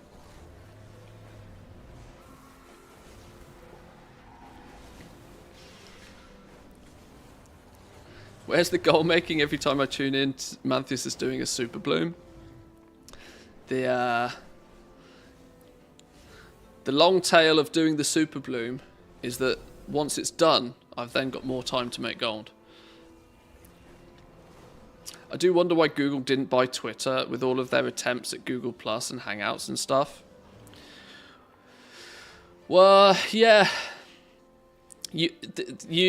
Google has gone the approach of owning the infrastructure. Google already practically owns the internet. And when you practically own the internet, you don't strictly then need the social media platforms, because those are the platforms that sit on your infrastructure. So by proxy, Google has every single person on this planet as a customer already. They don't technically need something else on top of that. Although I'm sure they wouldn't say no. You know, given the option under the ability to, I don't think they'd say no. But luckily, we do still have some monopolization laws in place to prevent such things happening. In a way, like, I'm not the biggest advocate of Apple. I think Apple are a very interesting company. I don't strictly think that Apple are better than any other company out there at what they do. They're quite clever, though. That's one thing you have to say for Apple, is that they are very clever. But let's not forget, thank God Apple, in a way, does exist, right? Because you've got Apple and you've got Android. The mobile market, every single person on this planet has a phone. Imagine if that was a one-horse race.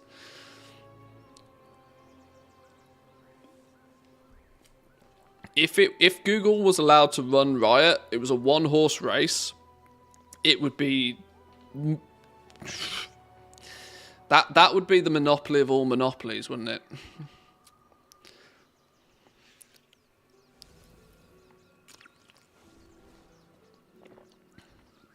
Apple are the epitome of an American brain. They have all of their sheep are following along without question. It's not without question, though. This is what I think is a big misconception. This is one thing I don't believe about Apple. I think the one thing Apple are very, very good at is they create an ecosystem. Once you are part of the Apple family, it's so hard to remove yourself from that ecosystem. Even if you want to. By the time you've bought your iPhone, and you've got your iMac, or a MacBook, say, once you've got a computer device and a phone, you're so heavily tied into that ecosystem that it just makes sense for you to have the other things. It then makes sense for when you want a tablet to buy an iPad. It makes sense for you to eventually end up with the silly watch. It makes sense for you to just sort of integrate yourself even more. And before you know it, you're caught within their ecosystem. And even if you want to leave, you suddenly realize that every single piece of technology you own, you would have to replace just to leave the ecosystem. And when you look at it from that perspective, is leaving the ecosystem worth that much time, effort, and money to most people? No. So they don't strictly need to be the best. They just need to catch you initially. And they did that way, way, way back in the day. The iPod was the number one in, that people look at the iPhone now, but it's the iPod that did it. The iPod was the one that did it. The iPod got people into Apple's ecosystem. iTunes got you into Apple's ecosystem. If you had an iPod, you then had a really, really good reason when the iPhone came out to upgrade to an iPhone. Once you had an iPhone, then it makes a lot of sense for you to have an iMac. It just continues, it snowballs.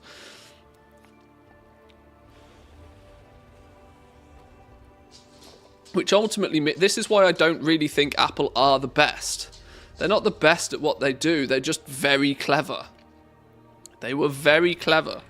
And why? They probably don't need to innovate anywhere near as much as they used to. Although, I would say, Apple Silicon is very impressive. That shows how much money that they're making. When they're making, Intel, AMD, well, Intel have had the run of things forever, but like that level of research and development is on another level of costs. It's cheaper to go into space than it is to compete with, something like that. I'm going to be very interested to see what happens with Apple Silicon in the next 5-10 years. That's going to be wild. As soon as they get to a point where they're willing to share their technology with others, which may or may not actually ever even happen, but if they're going to share something, it will be their silicon, because it's just good. It's just good. Mac, iPhone, iPod, iPad, iCloud, iTunes, Apple Watch, Apple TV, ProVision, Siri, Apple Health, HomePod, all works very easily and well in one huge ecosystem. But Apple is falling behind with AI. You wait though. Their approach to AI may very simply be, oh look at this fantastic architecture we've produced. Apple Silicon is going somewhere. What if they make it so that the best way to what happens if, in a gold rush, sell shovels, right? In the AI revolution, what happens if Apple structured themselves in a way that developing and iterating on AI is best done on an iPad, is best done on Apple Silicon? Then they're selling shovels in a gold rush.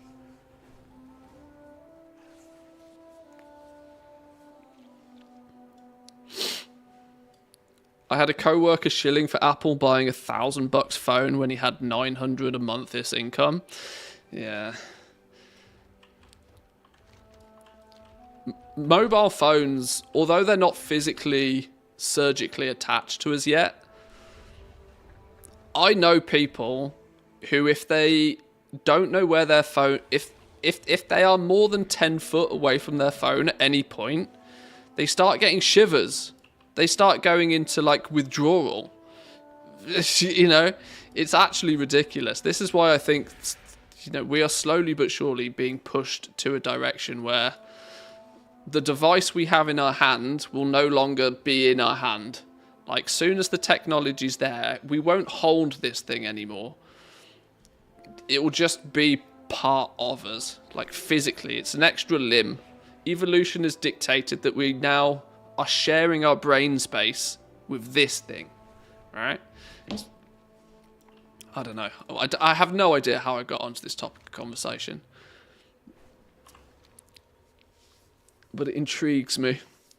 I am always very interested in the direction this world is going. Isn't a new condition called phantom phone? Probably. If you are without your phone for like any more than a few minutes, like it's more than just an addiction. I think like you can get addicted to sitting on your phone, but the reality there is if you take your phone off, if you take your phone off a teenager that's like sitting on their phone 8 hours a day, if you take that phone off them, they're not going to die. You know, they're going to be absolutely fine. That's like, you know, but I think it's getting worse than that though. I genuinely do think it's getting significantly worse than that. Because most people's entire social platform is grounded in technology as well nowadays. Oh, it worries me. This is what I don't think about it much.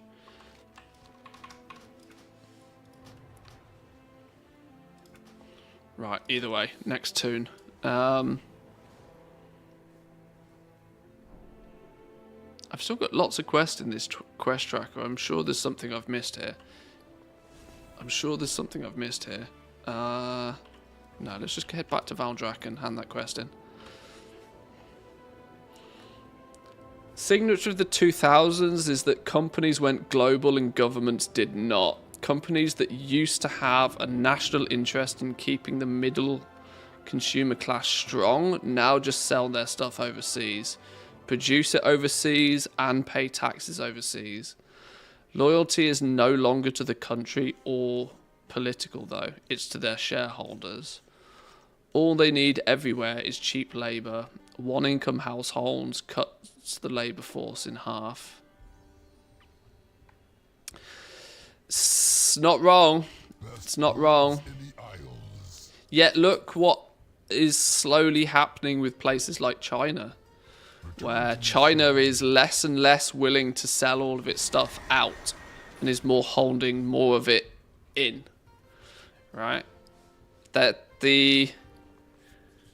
And that's caused a lot of people problems, that they're over reliance on somebody else making it for me and somebody else making it cheap. As soon as China started rising its prices, the rest of the world was like, oh shit, how do we, you know, that's not a long-term solution.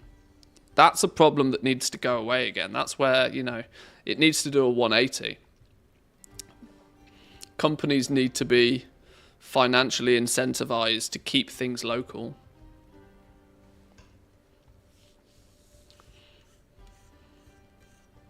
Mark my words, OpenAI is going to be the next $1 trillion company. It's very clever. It's very clever. If they can smooth out some of the kinks, AI is definitely going in the right direction, for sure. I don't think it's just going to be a fad. Let's put it that way. The next $1 trillion company doesn't exist yet. Well, if you want to be a $1 trillion company, you have to fix a problem. That's the only way you become a $1 trillion company, is you fix a problem. So you need to first figure out what that problem is, and then secondly, figure out how to fix it.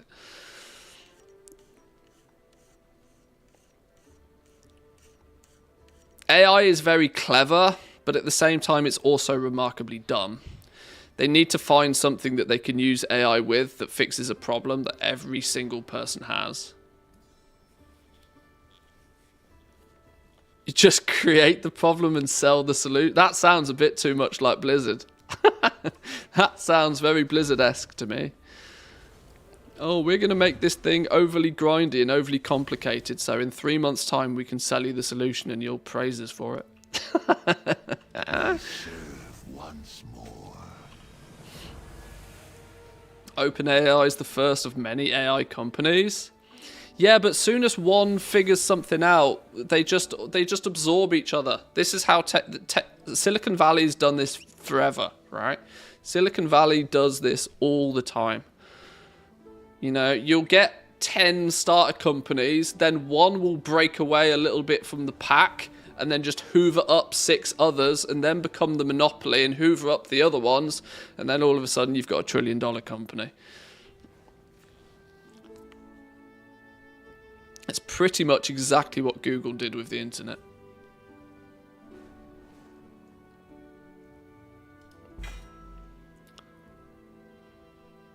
Bind on equip. Ooh, these cosmetics are going to be worth something in the future.